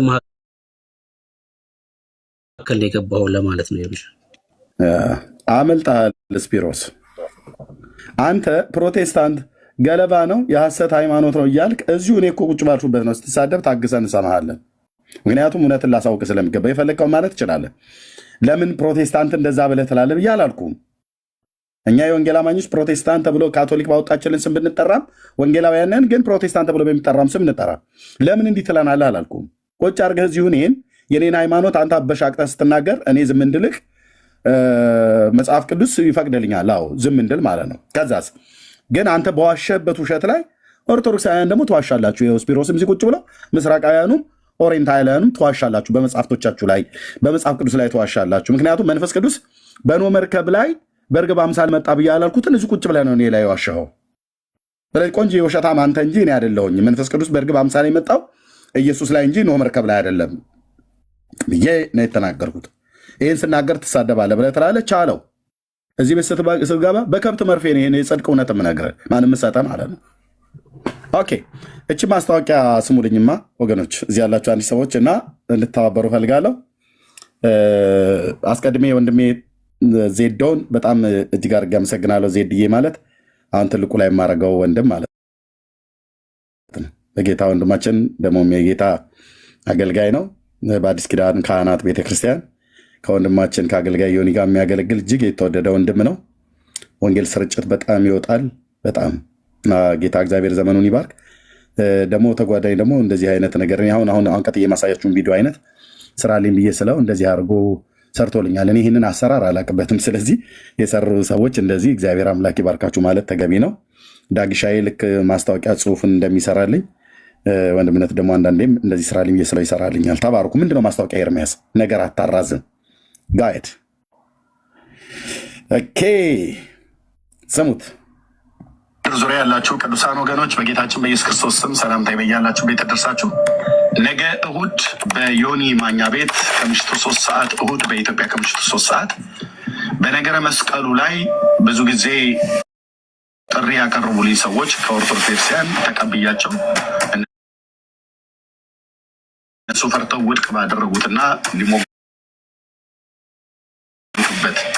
የፈሩትን አርዕስት አሁን ከዛው ከኢትዮጵያ ኦርቶዶክስ ቤተክርስቲያን በፒክቸሩ ላይ የምታዩት ወንድሜ ዲያቆን ስዩም እሱ በዚህ ጉዳይ ላይ ከኔ ጋር ዲቤት ለማድረግ ጥሪ አቅርቦልኛል። ጥሪው የቀረበው ከሱ ነው። እኔም ጥሪውን ተቀብዬ በበጎ ፈቃድ ቀነቀጠሮ ቀጥረናል። እሁድ በኢትዮጵያ ከምሽቱ 3 ሰዓት ማለት ነው። ቦታው ዮኒ ማኛ ቲክታክ ላይ ነው የምንገናኘው። ስለዚህ መልካም ጊዜ ይኖረናል፣ እንማማራለን። መጽሐፍቶች ይገለጣሉ፣ ያልተገለጡ መጽሐፍቶች ይገለጣሉ። የማታውቋቸውን እስከዛሬ ያልሰማችኋቸውን ሁሉ ታያላችሁ። በወንድሜም በዲያቆን ስዩም ዘንድ እንደዚሁ ደግሞ በሱ ዘንድ በእግዚአብሔርም ቃል ላይ በቤተክርስቲያኒቱ መጽሐፍትም እስከዛሬ ያላወቅናቸውን ያሳውቀናል። እንማማራለን። ለመዳን ለደህንነት እንዲያደርግልን የምንሰማው ነገር ሁሉ ወደ እግዚአብሔር እውነት የሚያስጠጋን እንደሚሆን በሱም ዘንድ በእኔም ዘንድ ተዘጋጅቼ ይመጣለሁ። ይህንን ቪዲዮ የምሰሙ ኮፒ ሊንክና ሼር ታብ በማድረግ ለሌሎች ሰዎች እንድታደርሱ ሪፖስትን በማድረግ እንድታደርሱት በጌታ ፍቅር ጠይቃለሁ። እሑድ ምሽት በዮኒ ማኛ ቲክታክ ፔጅ ላይ ከኦርቶዶክስ ተዋሕዶ ቤተክርስቲያን ዲያቆን ከስዩም ጋራ እሱ ጥሪውን አቅርቦልኝ እኔ ጥሪውን ተቀብዬ ለሶስተኛ ጊዜ ማለት ነው። በባለፈው ፈለጋ አቅርቦልኛል፣ ከዛ ደምሮ አቅርቦልኛል፣ አሁን ደግሞ ዲያቆን ስዩም አቅርቦልኛል። ተቀብያለሁ እና ጌታ እግዚአብሔር ዘመናችሁን ይባርክ። ጸጋና ሰላም ከሁላችሁ ጋር። በዚያ ቦታ እንገናኝ፣ በዚያን ሰዓት ተባረኩ። ሰላም በምድር ዙሪያ ያላችሁ ጌታ እግዚአብሔር ይባርክ። ወንድምነት ቴዶዬ ለወደፊት ስሰራልኝ ትንሽ እንትኗ ከበኋላ ያለችዋን ባክግራውንዷን ድምጿን እሷን ቀንሳት። እንደው በዚህ ምክንያት ካሳሰብከኝ ማነው ካስታወስከኝ አንዳንድ ቪዲዮዎች የምንፈልጋቸው ቪዲዮዎች አሉ። በተለይ የኛ የወንጌል አማኞች እንደነ አጋፔ እንደነ ቤኪ ሌሎችም አላችሁ በጣም ብዙዎች፣ አሁን ስማችሁን ማላስታውሰውና ማልጠራው ግን የማውቃችሁ እንደዚህ አይነት ቪዲዮዎችን ስታገኙ ከበስተኋላ የሳቅ ድምፅ የምናምን ነገር ድምፅ የምትጨምሩ ሰዎች መቀነስ የሚቻል ከሆነ ወይ ትንሽ ቀንሱት። ድምፁ ከኋላ ባክግራውንዱ ላይ የሚጨምሩት የሚናገሩት ሰዎች እንዳይሰማ ድምፁ ይዋጣል። ድምፁን ለመረጃ ስንፈልገው ሳቅ ነው የሚሰማው። እንደው ፕሊስ በዚህ አጋጣሚ እናንተ ቪዲዮዎችን ቆራርጣችሁ በፔጃችሁ ታስቀምጣላችሁ። ወንደርፉል በጣም ጌታ እግዚአብሔር ይባርካችሁ። ግን ድምፁ እንዲሰማ ለህዝብ መረጃ ስለሆነ ወይ እናንተ ያን ድምፁን ያደርጋችሁት ካለቃችሁ በኋላ እዚህ ሶሻል ሚዲያ ላይ ለምናገለግል ድምፅ ባክግራውንድ ያልቀላቀላችሁበትን ለእኛ በውስጥ ሼር አድርጉን። የምንፈልገው መረጃ ስለሆነ ይሄ ለነ ኤርሚ ይጠቅማል፣ ይሄ ለነ ዳኒ፣ ለነ ቤካ፣ ለነ ብርክዬ፣ ለነ ዳጊ ይጠቅማል ብላችሁ ካላችሁ በውስጥ ላኩልን እና እናንተ የሳቅ ያለው ልቀቁት። እኛ ግን ፐብሊክ ላይ ስናወጣው እንዲሰማ የሳቁ ከበስተኋላ ጫጫታ፣ ሳቅ ምናም ነገር ፌዝ ምናም እሱ ተዉት። እሱን እኛ ድምፁን የምንፈልገው ትክክል የተናገረው የአገልጋዩ ድምፅ እንዲሰማ ማለት ነው። ዜድያውን ጥሩ አድርገዋል። ትንሽ ግን ለወደፊት ከኋላ ያለውን ነገር ቀንሰው ድምፁን ማለት ነው። ጌታ እግዚአብሔር ይባረክ። ኦኬ። ስለዚህ አሁን በዚህ ሰዓት ላይ እዚህ ተናገሩ እውነቱን ፔጅ ላይ አስቀምጨዋለሁ። ይህንን ቪዲዮ ግቡና ሼር ኮፒ ሊንክ አድርጉት። ቅድም 3ኛ ትኩሳት 2ኛ ትኩሳት ስትሉ የነበራችሁ ሰዎች ስርዓት ያዙ። ለምን 10 ትኩሳትና 100 ትኩሳት አይነሳም? እዚህ ሶሻል ሚዲያ ላይ ጠሪ አክባሪ ነው እንደ ኤርሚያስ። በቃ አንተ በተጠራህበት ቤት ነው እንደምትሄደው ብለህ ካልከኝ አዎ እሄዳለሁ። የወንጌል መልክተኛ ስለሆንኩ እሄዳለሁ። ኦኬ። ይህን ጥሪ ያቀረበልኝ ልደተ ቃል ነበር የዛሬ 2 ዓመት 2003 ማለት ነው። እና እሱ ግን በኋላ አጥፋለ። የቱ ጋር እንደሚያዋጣ ይቅርብህ ልደተ ቃል ይቅርብህ። ከዚህ ሰውዬ ጋር እሱ ጋር አትቅረባክ፣ ግድ የለም። እሱ እንደሆን እኛ ያላነበብናቸው መጽሐፍቶቻችንን አንብቧቸዋል። ለዛ ያዋጣን። ትርፍና ኪሳራውን ቁጭ ብሎ አስቦ ብልጣብልጥ ነው እሱና ማነው አክሊለ በጣም ብልጣብልጦች ናቸው። ነገረ መስቀሉ ተብሎ የሚባለው የመስቀሉን ነገር ቤተክርስቲያኒቱ የምታምንበት የአደባባይ በዓላት ከሚባሉት አንዱ ጥምቀትና መስቀል ነው። እንዴ ወገብ እስኪጎብጥ ድረስ ምንጣፍ የምታዘምጥፍለትን በዓልማ እዚህ መተህ መናገር አለብህ። አንተ ታዲያ ምኑን ኦርቶዶክስ ሆንከው? ስለዚህ እንደ ወንዶቹ ጥሪ ያቀረበልኝ እሺ፣ ልደት እየተቀብያለሁ። ግን ካወጋን አይቀር መጽሐፍ ቅዱስ ብቻ ሳይሆን በቤተክርስቲያኒቱ የተጻፉ መጽሐፍቶች አሉ፣ እነሱን ሁሉ እናነሳለን ብዬ ስል የለም ያመኛል። እሱ ላይማ ነገ ያመኛል አለ። የዲቤቱ ቀን ያመኛል፣ አልመጣም፣ ሽቅብ ስለሚለኝ አልመጣም አለ። እኔ ደግሞ እንድትመጣ ፈልጋለሁ፣ እየጠቀለልኩ አጎርስሃለሁ፣ ከመጽሐፍ ቅዱስም ከራሳችሁ መጽሐፍት። አዎ። ስለዚህ እሱም ቢያለ ማለት ነው። ዲያቆን ስዩም ስላቀረበልኝ አሁን እዚህ የምፈልገው ወንድሞች ግቡና ኮፒሊንግ ሼር ሪፖስት አድርጉልኝ በየፔጃችሁ። መስቀል ኃይላችን ነው፣ ኃይላችን መስቀል ነው፣ የሚያድነን መስቀል ነው፣ መስቀል የነፍሳችን መዳኛ ነው ብለው ያሉትን ማለት ነው። ከዲያቆኑ ጋር ስናወራ ታየዋለን። እሰግድ ለአብ ወልድ መንፈስ ቅዱስ አሐተ ስግደተ እንዘ አሐዱ ሰለስቱ ወንዘ ሰለስቱ አሐዱ ይሴለሱ በአካላት ወይተዋሐዱ በመለኮት ሰግድ ለእግዝእትነ ማርያም ድንግል ወላዲተ አምላክ ሰግድ ለእግዚእነ ኢየሱስ ክርስቶስ ብሎ የሚለው መስቀል ኃይልነ፣ መስቀል ጽንዕነ፣ መስቀል መድኃኒተ ነፍስነ ብለው ያሉትን እናየዋለን። አንተ ፈንዲሻን ይዘህ ቁጭ ብለህ ቡናን እየጠጣ ማየት ብቻ ነው ቀጥታ ስርጭት። ተረት ወንጌልን ሲያሸንፍ ወይ ታያለህ፣ ወይስ ወንጌል ተረትን ሲጨፈጭፈው ታያለህ? እና ግቡና ኮፒሊንግ ሼር አድርጉ። ወንድምነት ቴንኪው። መቀጠል ትችላላችሁ። ቤቱ ይሄ ነው ለመናገር ነው። ይሄው ነው በቃ ኤርሚያስ። አዎ ይሄ ነው ለመናገር ነው። እዚሁ ፔጅ ላይ አስቀምጨዋለሁ። ገብታችሁ እያንዳንዳችሁ ጌታ እንደዚህ አዝዣ አለቅም፣ በወንድምነት ነው ማዘው። እያንዳንዳችሁ ብዬ ስል በትእዛዝ በፍቅር ነው። ልቤን የምታውቁ ታውቃላችሁ፣ የእግዚአብሔር ወንዶችና ሴቶች ልጆች። ለእናንተ ማስታወቂያ ማብዛት አልፈልግም። ሞቲቬ ግልጥ ነው፣ ስሜቴም ግልጥ ነው። ስንፍናዬ ድካም ብርታትን ብለህ ብትል ብርታቱ ከጌታ ነው። የእኔ ስንፍና ከሆነ ግልጥ ነው። ኦኬ ሞቲቬ ግልጥ ነው። ህዝቤ መዳን አለበት። እንጨት ያድናል፣ ኢየሱስም ያድናል ብለውናል። ኦኬ እናያለን። ሜዳው ላይ እናያለን። ከዲያቆንዬ ጋር እንገናኛለን። ዮኒ ቤቱን በደንብ ይመራዋል። ጫጫታ የለም። ስርዓቴን ጠብቄ ያወራል፣ እሱም ስርዓቱን ጠብቆ ያወራል። እናያለን ማለት ነው። እና ግቡና ብችሉ 10 ወይ 50 ጊዜ ኮፒሊንክ ሼር አድርጉት። ማለት ኮፒሊንክ እና ምንድነው ሼር እና ሪፖስት አድርጉት። ኮፒሊንክ አይደለም። ቅድም ታብ የምትለዋትን ቃል ጨምር ያለው በስተት ነው። ሪፖስት እና ሼር አድርጉት፣ ወደ ሌሎች እንዲደርስ ማለት ነው። ጸጋ ይብዛላችሁ። በደንብ ሼር አድርጉት። በመድኃኔዓለም እንደዚህ እያላችሁማ ሰው አይመጣም እያላችሁ አትዝጉ እንጂ ምን ማለት ነው? ይመጣል አንበሳ፣ እንደዛ ነው ማለት ያለባችሁ። እኔ እንኳን አልመጣም፣ ኤርሚ መሄድ አለብህ፣ አንበሳው በርታ እንጂ እንደ ምን ማፈግፈግ ነው? ጴንጤኔ ብለህ ያዙ ይልቀቁ፣ እንደዛ ነው ማለት ያለብህ። አይመጣም ትላላችሁ እንዴ እናንተ? ይመጣል። በጣም ታማኝ ወንድም ነው እንዴ። ጥሪ አቅርቦ አይቀርም፣ እንደ ደሜ ማለት ነው። የደምረው እኮ እንትን እኮ ነው የሆነው ምልህ ነጎድጓድ የቀላቀለ ዝናብ ጥሏል አሉ ናዝሬት አካባቢ።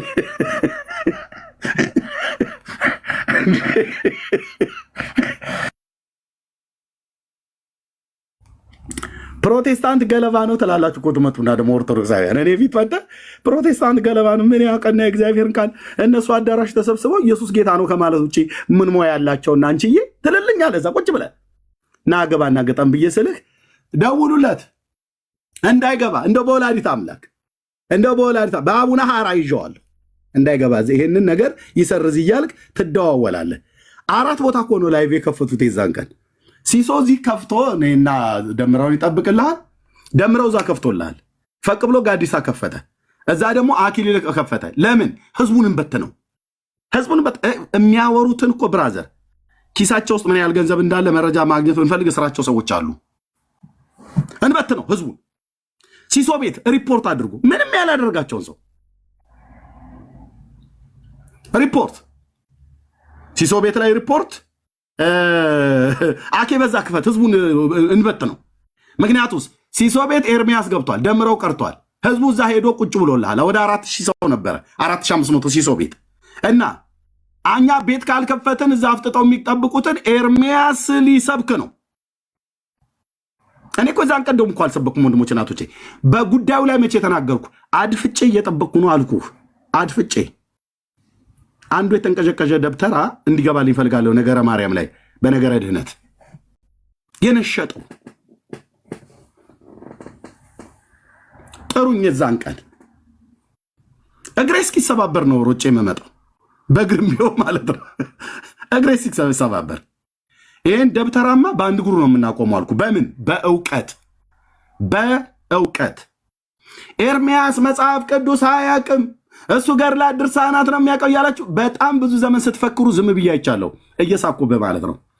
አሁን ኤርሚያስ ታውቃለህ ብለህ ትለኝ፣ ሜዳው ላይ እንገናኝ፣ ሜዳው ላይ እንገናኝ። አውቃለሁም አላውቅምም፣ እኔ ሊቁ እኔ ደቂቁ አልልም። ሜዳው ላይ እንገናኝ፣ ከጴንጤው ኤርሚያስ ፊት ሜዳው ላይ እንገናኝ። መጽሐፍ ቅዱስ አያውቅም ብለህ ያልከው ኦርቶዶክስ፣ አንተ ብቻ ዲቤት ጥሪ ጥራኝ።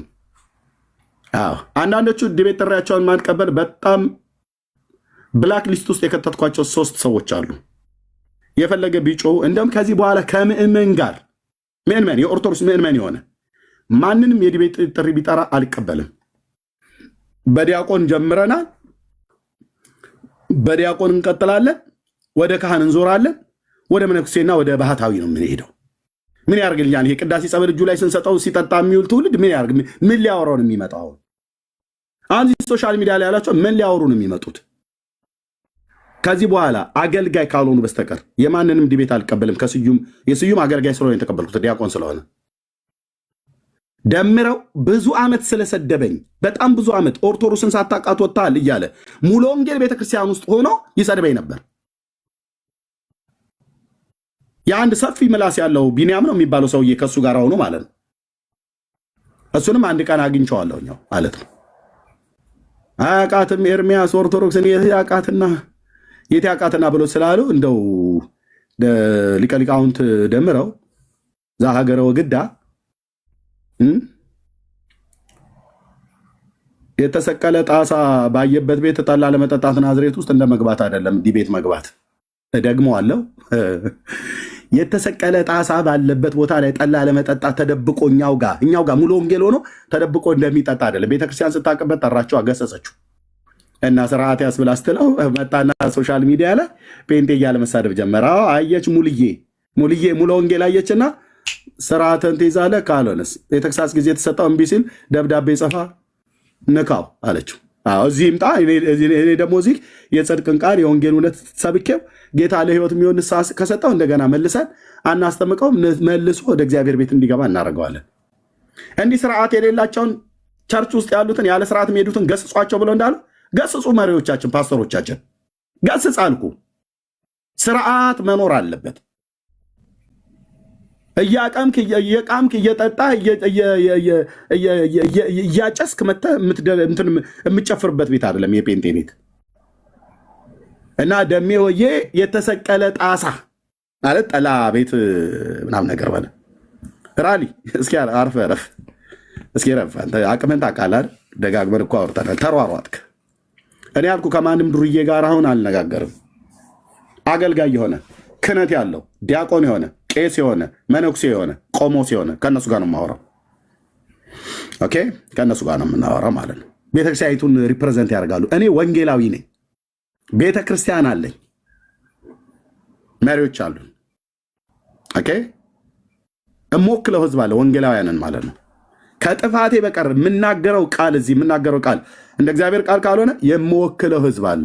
ውክልና ይኸው ኤርሚ ሰጥተናል ብለው ጽፈው ፈርመው መስጠት አይጠበቅባቸውም። ጴንጤ ነኝ፣ የመድረክ ላይም ሰባኪ ነኝ፣ ወንጌላዊ ነኝ። እናስ ሜዳው ላይ እንገናኝ። እኔ ጴንጤውን ካሳፈርኩት ያኔ እኔ ልፈር ማለት ነው፣ በምገባበት ሜዳ ላይ ማለት ነው። ስለዚህ ኦርቶዶክስን የሚወክል ሰው ነው እኔ ጋር መጥቶ ማውራት ያለበት። ቴንኪው ነው ብዬ የምለው። ኮፒሊንክና ሼር ሪፖስት አድርጉት። ምንድነው ጂኢ ተዋህዶ ኤርሚ አንድ እንትኑን ተመልከት። የላኩልን ቴክስት ግን ተቀበል። እስከዛ ቴክስት ልክ የላለ ተባርኮሽ እንትናን አውሩት። ብርክዬ ብራዘር ጥሩ አይደለም አጻጻፍ። ለምንድን ነው ጌ ተዋህዶ እኮ ነው የሚለው? እንደዚህ ጌ ማለት ጥሩ ነው ወይ? የሆነ ነገር ጻፍበት ብራዘር። ጌት ነው ወይስ ምንድን ነው? ጂኢ እንዴት ብዬ ማለት ነው? ስምን አስተካክለው። ለወደፊትም ስንጠራ ያለው ነገር ሌሎች ትርጉም እንዳይወስዱ ማለት ነው። ጌ ተዋህዶ ተብሎ እንደዚህ አይባልም። ያለበት ነገር ካልሆነ ወንድሜ ኤርሚዬ ወንድሜ ስምን አስተካክለው ግን ከቻልክ።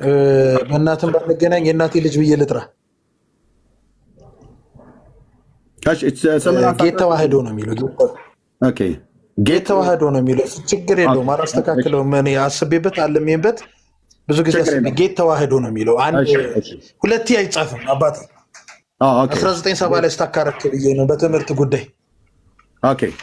እንግዲያው ስታክ ላርጋ ታችረ ስምህን አቁም ብለህ 1970 ላይ ነው ስታክ ያደረግኩት፣ ግን በእውቀት ስታክ አደርጋለሁ። ያው ዚስ ኦርቶዶክስ ብዬ እንደዚህ ያሰናብታል። ስምህን በቅንነት አስተካክለው። ጌት ነው ብሎ የሚለው ጌት ተዋህዶ ማለት ጌ ተዋህዶ ነው የሚለው ጂኢ ማለት ነው። ስለዚህ ጌ ተዋህዶ ማለት ቤተክርስቲያኑ በአንተ ስም እንዳንጠራ አግባብ ስላይደለ ለአንተም ስለማይመጥን ስምህን አስተካክለው ማለት 1970 ላይ ተከንችረህ አልከኝ። እዛ ቆሜ ግን ስትገባ በእውቀት ያገናኘን ጌታ ማለት ነው። ቴንኪው። ኦኬ ወገኖች ቀጥሉ። ቢንዬ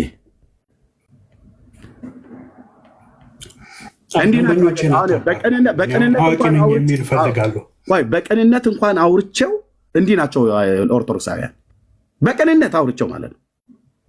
ስምህ አንደኛ ተዋህዶ ብሎ የሚለው የቤተክርስቲያኒቱ ስም ስለሆነ ጌ ተዋህዶ ነው የሚለው። ጂኢ ማለት ጌ ነው። ተዋህዶ ቲ ነው። በቅንነት አውርቼው ወንድሜ ላጠራራ ያመችን ብየው እንኳን ኤኒዌይ ችግር የለውም። ቴንክ ዩ። ቀጥሉ ቢንዬ። ተውሂዶ እኮ ነው የሚለው። ተዋህዶ ራሱ አይደለም በስርዓት ተውሂዶ ነው የሚለው። ተዋህዶ ነው ግን በጣም እንደሚያውቅ አይነት ሰው አክት ሲያደርግ ተዋህዶ ብሎ የጻፈውን ራሱ ይሁት ተውሂዶ ያለው ተውሂድ ለማለት ፈልጎ ከሆነ አንድ ጊዜ ኤርሜ ከኛ ጋር ያወራ። ቆይ አንድ ጊዜ ይሄ ልጅ በጣም ከቅድም ጀምሮ ቅሽቅሽ ብሏልና እና እስቲ ገተዋህዶ እኔ ገ ብዬ ላንብብልህ። ገተዋህዶ ልበልልህ። ገተውሂዶ ነው የሚለው ግን ተውሂዶ ነይ እስቲ ይቅርታ ና ወንድ ስለሆንክ ና ላክሌ ላስገባ እና ደንፉ ይዟቸው አትግቡ። እኔ ኦርቶዶክሳውያን እንትን አትበሉ፣ ኢሞሽናል አትሁኑ። እሺ ገተውሂዶ ትክክል ነኝ? ችግር የለውም። የስሙ ጉዳይ ቆይ ቢኒም ኤርሚም ሌሎቻችሁም አንድ ችግር የለውም እኮ። አሁን እኮ የስሙ ጉዳይ አይደለም። አሁን እኔ መናገር የምፈልገውን ነገር ቤታችሁ ነው እንደፈለጋችሁ ማስወጣት በቅንነት ችግር አይደል? አሁን ቅንነት እንደሚጎልል አሳየ። በቅንነት ነው። ምክንያቱም የተዋህዶ ሚል ከሆነ ተዋህዶን ሊያስነቅፍ የሚችል ስም ነው። ጌይ ብሎ ተዋህዶ መልካም አይደለም። ቀይረው ለአንተው ነው። በመከረህ ደንፉ ያዘ የሆነ እንደ ጠጣ ሰው አናትህ ላይ ቆመብህ። ምን እንደሆነ አይታወቅም። ደንፏ የያዛችሁ ስትገቡ ኢሞሽናል አትሁኑ። በርታ በሉ። ቁጣም ካለ ያዝ አድርጎት። ከዛስ በቃ ርዕሱ ላይ ችግር የለውም። አይ ይሄ እንደዚህ ለማለት ነው ወይ ቀይራለሁ ወይ አይ አልቀይርም ካልክም መብት ነው። አለመቀየርም የራሱ መብት ነው። ግን በቃ እንደዛ ብለህ ወደ ርዕሱ ትሄዳለህ እንጂ ደንፏ የያዛችሁ ይሄን ነው አንደኛ ሲጀምር ተዋህዶንም በስርዓት ስፔል አውት አላደረግ ተውሂዶ ብሎ እኔ አላቅም። ሌላ ቤተ እምነት ካልመሰረትክ በቀር ተውሂዶ የሚባል ቤተ እምነት የሚያቅሰው ካለ ያሳውቀኝ። ተዋህዶን አውቃለሁ ፋይን። አንተ እንደዛ የሆንከው እንደዛ በስርዓት ስፔል አውት ያላደረግከው ሰውዬ በሰባዎቹ ስታክ አድርገሃል ብለህ ደግሞ ወንድም ኤርሚያውን እንደው ለመንቀፍ መሞከር ራሱ ትንሽ ያሳፍራል። ሁለተኛ ባታደርገው ጥሩ ነው። ካደረገው ያው በእውቀት ደግሞ ትንሽ ማለት እንመዛዘን ይሆናል። እሺ ወደ ርዕሱ እንግባ። አይ ሆፕ ምክሬን ተቀብለኛል ብዬ አምናለሁ። እሺ አሁን ከአይና ከኢ ነው ችግሩ መሰለኝ አይደለ ቢኒ? ይቅርብ ስለ ስፔሊንግ ወንድም አለም እናንተ ስለጀመራችሁት ብዬ ነው ወደ ላውራ። በስፔሊንግ እንዳትመጣ እዛ ፖዚሽን ላይ አይደለም እሱን ለማውራት ማለት ኮሬክትሊ የተጻፈ ሰው ነው ያንን ዲፌንድ ማድረግ የሚችለው ተወሷል። እሺ ዘንዶ ቅዱሳንን ያገለግላል። በእውቀት ስለተሻላችሁ እግዚአብሔር ያክብርልኝ። ስለሰጣችሁኝ ምክርም አመሰግናለሁ። ሰው ግን በተመቸውና በሰራው ነገር ነው በራሱ ፍቃድ ነው የሚሄደው። ኦኬ እሺ ቀጥል። አሁን ሌላ ነገር ልቀጥል እኔ ከፈቀዳችሁልኝ። እሺ አዎ በርዕሱን አንብበኸዋል። ከቅድም ጀምሮ ስትገባ ስለነበር ኦኬ ቆይ ከኔ ጋር ከመቀጠል በፊት ብሩኬ አለ? ለብሩኬ እድል አልሰጠነውም። ከቅድም ጀምሮ ነበር። ብሩኬ አለ አለው ይቢኒ በቃ ተቀበለው። ገተው ሂዶ እሺ ወንድማችን እንዴት ዋልክ? የማርያም ልጅ ባሪያ ነኝ። እሺ የማርያም ባሪያ እንኳን ደህና መጣክ።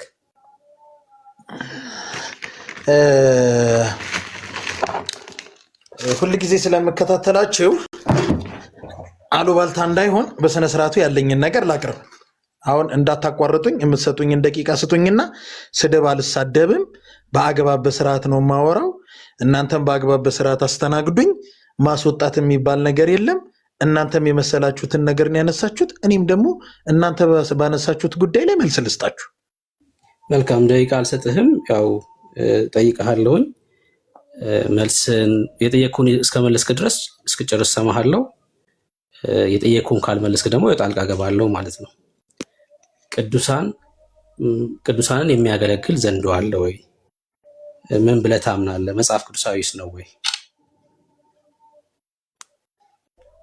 እሺ በመጀመሪያ ደረጃ የለጠፋችሁት ምስል በቅዱስ መጽሐፍ ወይም ደግሞ በመጽሐፍ ቅዱስ ማረጋገጫነት መጀመሪያ ስጠኝና ከዛ በኋላ ያለውን መልስ ደግሞ እኔ ልመልስልህ። አይ መጽሐፍ ቅዱስ ላይ ሳይሆን የእናንተ መጽሐፍ ላይ ያለ ምስል ነው እሱ። አሁን እኔ ወንድሜ ብሩክዬ፣ አሁን አንተ ምንድን ነው ያልከኝ? በመጽሐፍ ቅዱስ ልክ እናውራ ነው ያልከው አይደለ? እኮ መጽሐፍ ቅዱስ ላይ የለም አልኩህ እኮ መለስኩልህ። መጽሐፍ ቅዱስ ላይ ከሌለ እኮ ልንገርህ አባ ብሩክዬ፣ አንዴ ስማና ትመልሳለህ። መጽሐፍ ቅዱስ ላይማ ቢኖር አልጠይቅህም ነበረ። መጽሐፍ ቅዱስ ላይ የሌለ ትምህርት ስለሆነ እኮ ነው እንደ መጽሐፍ ቅዱስ መልስልን ያልኩህ። መጽሐፍ ቅዱስ ላይ የለም፣ የእናንተ መጽሐፍቶች ላይ ያለ ታሪክ ነው አልኩህ። የእናንተ መጽሐፍ ላይ ያለውን ታሪክ እንደ መጽሐፍ ቅዱስ ልታሳየን ትችላለህ ወይ ነው ጥያቄ። እሺ እኔ ደግሞ አንድ ጥያቄ ልጠይቀው እንደማለም። በመጀመሪያ ደረጃ ከመጽሐፍ ቅዱስ ሳታወጣ መጽሐፍ ቅዱስን ጠቅሰ ንገረኝ ብትለኝ መሳቂያ ነው የሚሆነው ይሄ ነገር። መጀመሪያ ስታነሳው ሀሳቡን ከመጽሐፍ ቅዱስ ጋር ትይዩ የሆነ ነገር ማንሳት፣ አለበለዚያ ግን በልክ እንድመልስልህ የምትፈልግ ከሆነ በዛ ልክ ነው መሆን ያለበት። ኤኒዌይስ እሱንም አሁን ልትወውና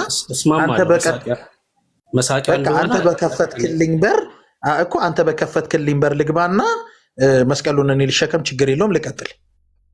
መሳቂያ እንደሆነ አንተ እንዳልከው እስማማለሁ። መሳቂያ ናቸው መጽሐፍቶቹ፣ ምክንያቱም መጽሐፍ ቅዱሳዊ ስላልሆኑ ማለት ነው። እኔ አሁን በዚህ ንግግር በጣም ነው ምስማማው ማለት ነው። በዘንዶ ቅዱሳን ይገለገላሉ የምትል ከሆነ ግን መጽሐፍ ቅዱሳዊ ማስረጃ ካለ ስጠኝ፣ ከሌለ ግን በአንተ ሀሳብ እስማማለሁ። መሳቂያ ናቸው ባልከው ማለት ነው። አሁን ፖለቲካን መስራት አቁምና መሳቂያዎቹ እናንተ ናችሁ እንጂ የቤተክርስቲያን መጽሐፍቶች በሙሉ ለእኛ የምንጸልይባቸው እናንተም ደግሞ ችግር የለውም ይናገር፣ አታስወርዱት።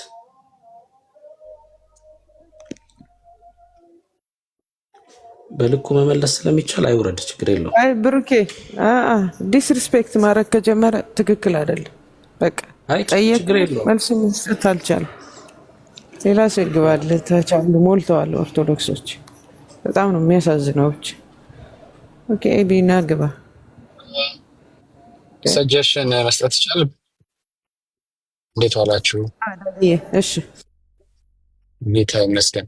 አይ ቢገባ የሆኑ ልጅ አሪፍ ነበር። ያው ከነሱ የሚጠበቅ ስለሆነ እንደዛ አይነባ ቢጨመቅ ጥሩ ነበር። በዛውም ማት ይዞታ ነበር። ዛሬ ስሙን ብቻ ሳይሆን ህይወቱን ማስተካከለው የሚጠበቅ ነው እንደለት ነበር። እንግዲህ እናንተ ታውቃላችሁ። ተባረኩ፣ ወዳችኋል። ንፋስ ይውሰድ ትንሽ ቆይና ይገባል። ኤቢ ሰላም ላንተ ይሁን። ኤቢ ወይ ሰላም ላንተ ይሁን። እግዚአብሔር ይመስገን። እንዴት ዋላችሁ? እንዴት አመሻችሁ? እግዚአብሔር ይመስገን። ከየት ቤተ እምነት ነው ወንድሜ? እኔ እንኳን አማኝ ነኝ። ዝም ብዬ ሪኩዌስት አደረኩኝ አጋጣሚ ለመቀላቀል።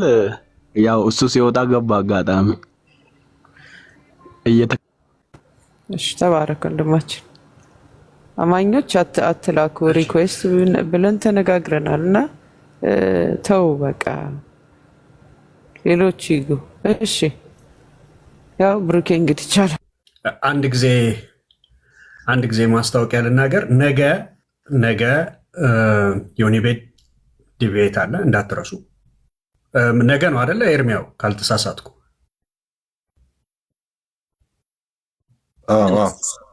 ያ ነገ በኢትዮጵያ እሑድ ነገ። ኦኬ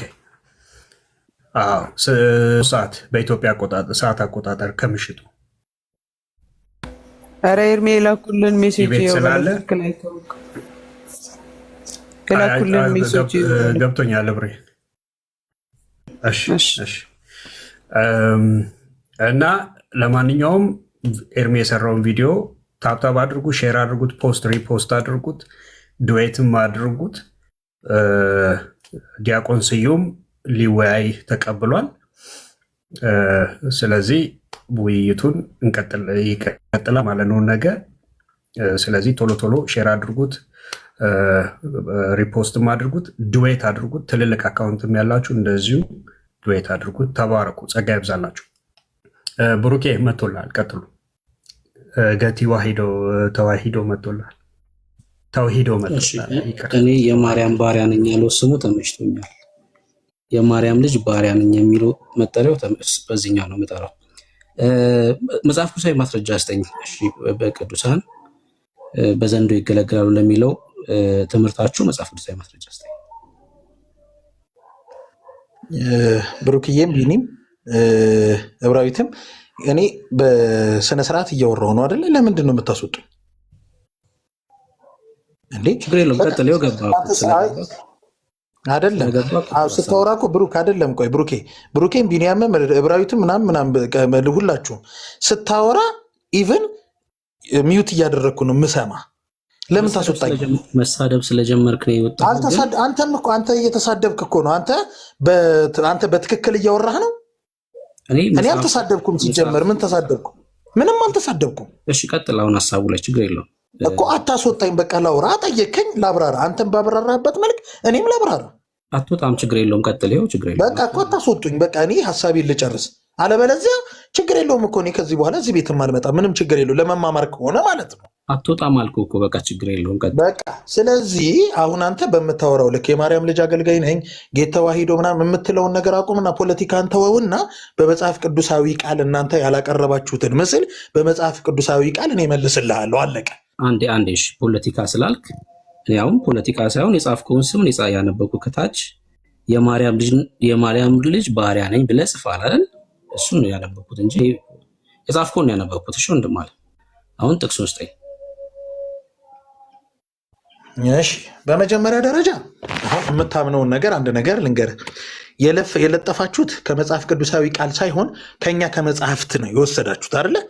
ስለዚህ ከመጽሐፍ ቅዱስ ልሰጥህ አልችልም።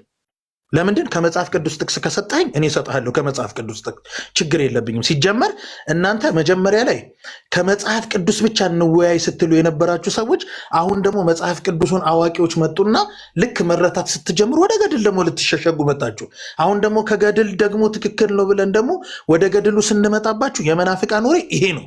ቶሱን አሁን ችግር የለውም። ወደዚያ ልምጣ፣ ወደ ትክክለኛው ሀሳብ ልሂድ። ወደ ትክክለኛው ሲሄድ በረከታቸው ይደርብኝና የአባቴ የአቡነ ገብረ መንፈስ የአባቴ የአቡነ አረጋዊ ምስል አንዴ ትቀጥላለህ። እሺ መጽሐፍ ቅዱሳዊ ካልሆነ እኮ አለቀ ውይይቱ ማለት ነው። አሁን መጽሐፍ ቅዱሳዊ ጥቅስ ቢኖረውማ እኔ አንተን አስገብቼ እዚህ አልሞግትህም ነበር። ለምሳሌ ስለ ክርስቶስ ኢየሱስ አምላክነት ጥቅስ አልጠይቅህም፣ መጽሐፍ ቅዱስ ላይ ስላለ ስለማመን ማለት ነው። ከድንግል ማርያም ስለመወለደው አልጠይቅህም፣ ጥቅስ አለ እናምናለን። ይሄኛውም ታሪክ መጽሐፍ ቅዱሳዊ ቢሆን ኑሮማ አልጠይቅህም። ትምህርታችሁ በገላትና በድርሳናት ያላችሁ ትምህርት መጽሐፍ ቅዱሳዊ ነው ወይ ነው ጥያቄው። መጽሐፍ ቅዱስ ላይ ላሳይ አልችልም ካልከኝ አለቀ ማለት ነው ውይይቱ፣ መጨረስን ማለት እኮ ነው። ከዚህ ቀጥሎ ምን ልትለኝ ትችላለህ? በቃ መጽሐፍ ቅዱሳዊ ማስረጃ የለኝም ካልከኝ። እሺ ብሩክዬ ትክክል ነህ። የተናገርከው ንግግር ለአንተ ትክክል ነው፣ ወይም ደግሞ ከታች አብረው ለሚጽፉት ሰዎች ትክክል ናቸው፣ አብረው ለተቀመጡ ሰዎች ትክክል ነው። ለእኔ ትክክል ያልሆነበት ምክንያት አንተ መጽሐፍ ቅዱሳዊ ጥቅስ ይዘህ ሳትመጣ ቀርተህ መጽሐፍ ቅዱሳዊ ጥቅስ ስጡኝ ብትለኝ እኔ ልሰጥህ እችላለሁ። አሁን እዚህ ቁጭ ባልክበት ስለ አቡነ አረጋዊ ወይም ደግሞ ስለ ቅዱሳን ወይም ደግሞ ቤተክርስቲያን ስላከበረቻቸው ቅዱሳን ጥቅስ ስጠኝ ብትል እሰጥሃለሁ። አንተም ታውቀዋለህ፣ አከሌም ያውቀዋል። አሁን እሱ ብሩክ አንዴ ላውራ ልሰጥ እችላለሁ ካልከኝ ጥቅሱን ለማሰጠኝም ታዲያ ዚስ ኢዝ ፕሮቴስታንት ብዬ እኔ እንደ ሰውየው አላወራም። ትክክለኛውን ነገር ሳወራ ትክክለኛውን ነገር ነው። ጥቅስ ልሰጥ እችላለሁ ስለ አንተ ትክክለኛ ጥቅሱን ልትሰጠኝ ያልቻልክበት ምክንያት እኮ ከገድላት ውስጥ ስለተወተፍክ መሰለኝ አይደለ? የኔ ትምህርት አይደለ። እኔ ለምን እሰጥሃለሁ? የአንተ ትምህርት እኮ የአንተ ትምህርት ካልሆነ ደግሞ በእኛ በትምህርታችን ልክ የምናውቀውን ነገር ስናስረዳ መጽሐፍ ቅዱሳዊ አድርግልኝ ማለት አትችልማ። እንደዚህ ላድርገው። እሺ ቆይ ውይይቱን እንደዚህ ላድርገው። እሺ አንተ እንደምትፈልገው አድርገው፣ ችግር የለም። እሺ አቡነ አረጋዊ ቅዱስ ናቸው አይደል? አዎ ጻድቅም ቅዱስም ናቸው። በረከታቸው ለአንተም ለማያምኑትም የሚጸልዩ ትልቅ ቅዱስ አባታችን ናቸው። አይ እኔ አልፈልግም። እኔ የበሳቸው ጸሎት ነው እየኖርክ ያለው። ቀጥል፣ ሌላ ጥያቄ እንቀጥል። እሺ እኮ ለአንተም ስላልክ እኔ የእሳቸውን በረከት አልፈልግም። ለአንተ ግን እሺ አትፈልግ፣ ግን እየደረሰልህ ነው። አንዴ የረስማ ታዲያ ለአንተ ግን ከፈለክ እሳቸውም በረከታቸውም ይደሩብክ። ለአንተ ከፈለክ እኔ በሰማይ በቃ ኤፌሶን መጽሐፍ ምዕራፍ 1 ላይ እንደሚናገረው ቀረብ ይላል። እንደረዛው እናንተ ራሳችሁን ቻሉ። ደግሞ የማንም ሽማግሌ በረከት በደንብ ስማኛው። ጻድቅ አትሳደባ። አልተሳደብኩም። ዚስ ኢዝ ፕሮቴስታንት። ይኸው ከስር ያላቸው የተዋህዶ ልጆች ዚስ ኢዝ ፕሮቴስታንት። ስድብ ብቻ። ቀጥል። አልተሳደብኩም ወዳጅ። እሺ ጻድቅ ናቸው፣ ቅዱስ ናቸው። አይ ሽማግሌ ብለህ የማንም ሽማግሌ ብለህ ስለተናገርክ ነው ዚስ ኢዝ ፕሮቴስታንት። እሺ የማንም ወጣት። እሺ በቃ አይዞህ፣ የማንም ወጣት በረከት አልፈልግም። እሺ አሁን ስድብ ነው ይሄ ስድብ ነው። እሺ በቃ ወደ ሐሳቡን ቀጥል ወዳጅ፣ ወደ ሐሳቡን ቀጥል። ጻድቅ ስለሆኑ ቅዱስ ስለሆኑ በአብ ዘንዱ ይታዘዝላቸዋል ብለህ ታምናለህ አይደል? አዎ ብሩኬ፣ አዎ። ናይስ። አንተ ጻድቅ ነህ? ቅዱስ ነህ? ጻድቅ ነህ አንተ? በስራው ስለሚል በስራዬ ያልጸደቅኩኝ የክርስቶስ አማኝ ነኝ፣ በደሙ ግን ድኛለሁ እኮ። አሁን በዚህ ሰዓት አንተ ጻድቅ እና ቅዱስ ነህ? አይደለሁኝም። የእግዚአብሔር ልጅ ነህ? እሱንማ እኮ ልጅነቴንማ በ40 ቀን ተሰጠችኝ እኮ ቤተክርስቲያን። እርኩስ የሆነ የእግዚአብሔር ልጅ ነህ ማለት ነው አንተ። እርኩስ የሆንክ የእግዚአብሔር ልጅ ነህ። ማስረጃ አንተ ስላልከኝ ነው። ጻድቅ አይደለሁም ቅዱስ አይደለሁም ስላልከኝ ነው። እሺ ቀጥል ብሩኬ፣ ቀጥል። አይ አንተ ስላልከኝ ግን ሳስበው ብሩክ አሁን ከኔ ጋር በቂም አይደለህም። አሁን እኔ ለምጠይቅ ጥያቄ ልትለኝ አችልም። እንደው ሻል ያለ ሰው ቢመጣ ደስ ይለኛል፣ ወይም ደግሞ አጎት ቢመጣ ማነው ቀለሜ። አንተም የምትችል አይመስለኝም። አሁን እያየሁ ነዋ። ስድብ ነው እኮ አሁን እያረክ ያለው። ምን እያረክ መሰለህ? እኔ ምንድን ነው የሳደብኩት? አሁን ምን አረክ መሰለህ? ውይይቱ ከበደ፣ በሳቅ ጀመርክ፣ ከዛ በኋላ መሳደብ ጀመርክ። በፍጹም እቺን ነገር እንዳትሰራ፣ እንዳታስወጣኝ፣ በመድኃኔዓለም እንዳትወሰጠኝ። በጣም በቃ በስርዓት አውራ። በቃ እሺ፣ እኔ ሚውት እያረኩ ነው። ስትጠይቀኝ እኮ ሚውት እያረኩ ነው ያለሁት። እኔ ምንም አላረግም። በስርዓት ወያይ ነው ያልኩህ እኮ እኔ። ችግር አትወጣም፣ ችግር የለውም። ሶ አሁን አንተ ምን አልከኝ? ጻድቅ አይደለሁም ቅዱስ አይደለሁም የእግዚአብሔር ልጅ ነኝ ብለኛል አይደል? አዎ። ያ ማለት አንድ ሰው ጻድቅ አይደለም ቅዱስ አይደለም ከተባለ እርኩስ ነው ማለት ነው አይደል? አይደለም። እሺ ምንድነው? ጻድቅ ካልሆነ ጻድቅ ካልሆነ ቅዱስ ካልሆነ ምንድነው ተብሎ የሚጠራው? እሺ ካለ እግዚአብሔር አምላክ ያላጸደቀው እርኩስ ነው ብሎ የሚናገር የመጽሐፍ ቅዱስ ምንድነው ተብሎ የሚጠራው? ምንድነው ተብሎ የሚጠራው? ጠየቅኩህ እኮ አንተ። እኔ ያሳያለሁ፣ ጥቅስ ያሳያለሁ፣ ፈልግ፣ ችግር የለውም። በቃ እንደዛ የሚለውን ጥቅስ አሳየኝ። አንተን ጠየቅኩህ። ከአንድ ሰው ጻድቅ እኔማ እኮ ነገርኩህ እኮ እኔ ጻድቅ አይደለሁም። ሰው ጻድቅ ካልሆነ ቅዱስ ካልሆነ ምን ተብሎ? በክርስቶስ ደም በ40 ቀኔ ቤተክርስቲያን በሰጠችኝ ልጅነት በክርስቶስ ደም እና በውሃ ተጠምቄ በቅዱስ ውሃ ተጠምቄ ድኛለሁ እያልኩ። ድኛለሁ ማለት ደግሞ ወደ ቅዱሳን ህብረት ገብቻለሁ። ጽድቅናዬ ግን ከክርስቶስ በስራ ነውና በስራዬ ነው የምጸድቀው እያልኩ ነው። በቃ አሁን ዝም ብዬ ሰማሁህ። የጠየቅኩህን እየመለስክ አይደለም፣ ግን ያው ልስማ ብዬ ነው። አንድ ሰው ጻድቅና ቅዱስ ካልሆነ ምን ተብሎ ነው የሚጠራው ነው ጥያቄ። እሺ አንተ አሁን በጌታ ታምናለህ አይደለ? ኧረ መልስ። የምታምን አይደለም ግን በጌታ ታምናላችሁ አይደል? እናንተ ክርስቶስ በእናንተ አፍ ሌላ ነው፣ ግን በጌታ እናምናለን ብላችሁ ታስባላችሁ አይደል? መልስልኝ። አንድ ሰው ጻድቅ ቅዱስ ካልሆነ ምን ተብሎ ነው የሚጠራው? አሁን እኮ ይኸውልህ እንደዚህ ብለህ እንደዚህ አይነት ጥያቄ ሲጀመር የትም ሀገር የለም። እንደዚህ አይነት ጥያቄ ሲጠየቅም ሰምቼ አላውቅም። አዳምጠኛ ብሩኬ፣ አሁን እኮ አንተ ስታብራራ ሰምቼ የለ ብራዘር። ጻድቅ አንድ ሰው አላበራራም በጫብጫዋ አይደለም። እኔ አሁን ይኸውልህ ሚዩት እያደረግኩ በአግባብ በስርዓት የእውቀትህን ልክ ለመስማት እየሞከርኩ ነበር አይደለም እንዴ? በእውቀት ልክ እየሰማው ከሆነ የምትጠይቀው ጥያቄ ግልጽና ማብራሪያ ያለው አድርገው። አንደኛ ነገር ቤተ ክርስቲያን በ40 ቀንና በ80 በጥቅስ አድርጎ ስላልክ በጥቅስሽ አንተ እኮ የከኝ እኔ ምኑን ጥቅስ ልስጥ? አንተ ስጠኝና እንደዛ አይደለም የሚለውን ነገር ደግሞ እኔ በጥቅስ አስደግፌ ልንገርህ እኮ። እኔ በጥቅስ ልጠይቅህ ነው እኮ ያልኩህ። እሺ እንደዚህ ይላል፣ በበደላችሁና በኃጢአታችሁ ሙታን ነበራችሁ፣ በእርሱም በዚህ ዓለም እንዳለው ኑሮ በማይታዘዙት ልጆች ላይ አሁን ለሚሰራው መንፈስ አለቃ እንደሆነው በአየር ላይ ስልጣን እንዳለው አለቃ ፈቃድ በፊት ተመላለሳችሁባቸው።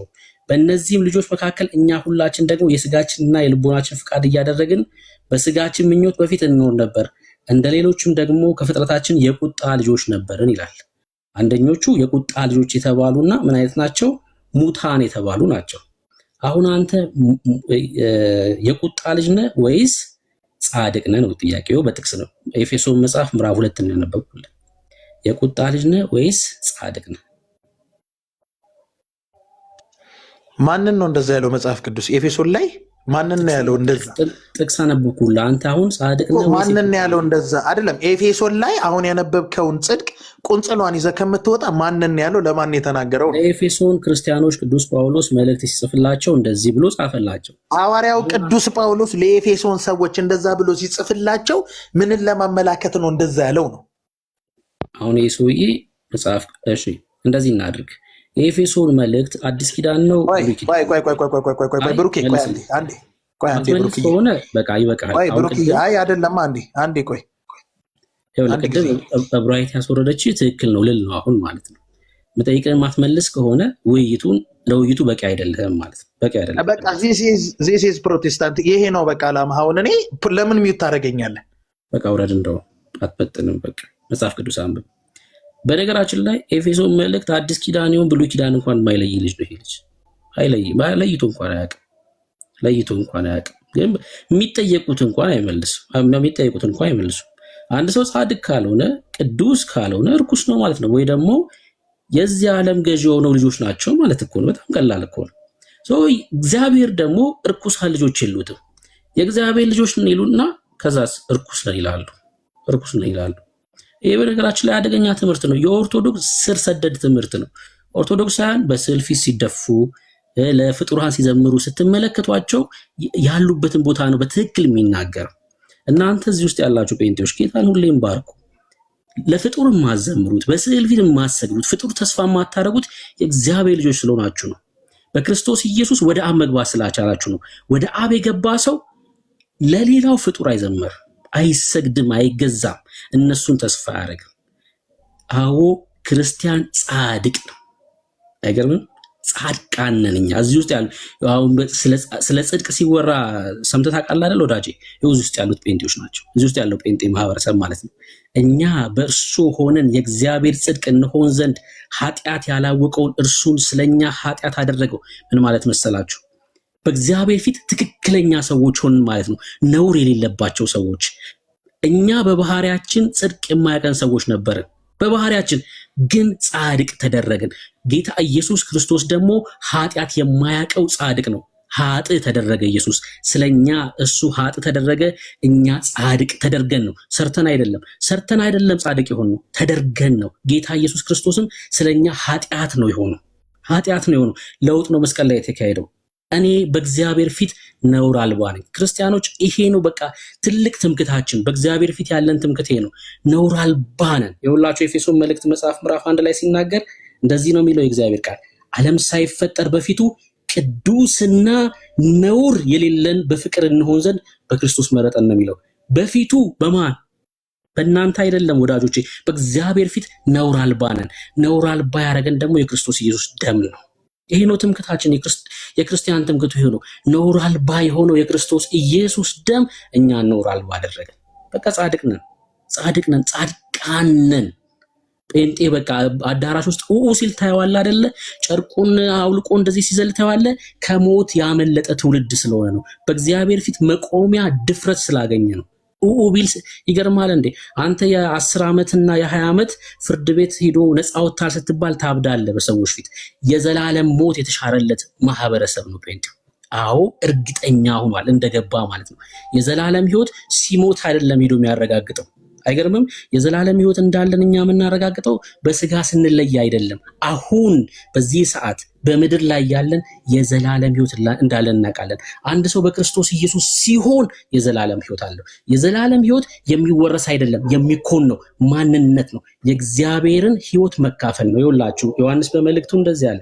አንደኛ ዮሐንስ መልእክት መጽሐፍ ምዕራፍ 5 ላይ ማለት ነው ቁጥር 12 ልጁ ያለው ክርስቶስ ኢየሱስ ያለው ምን አለው?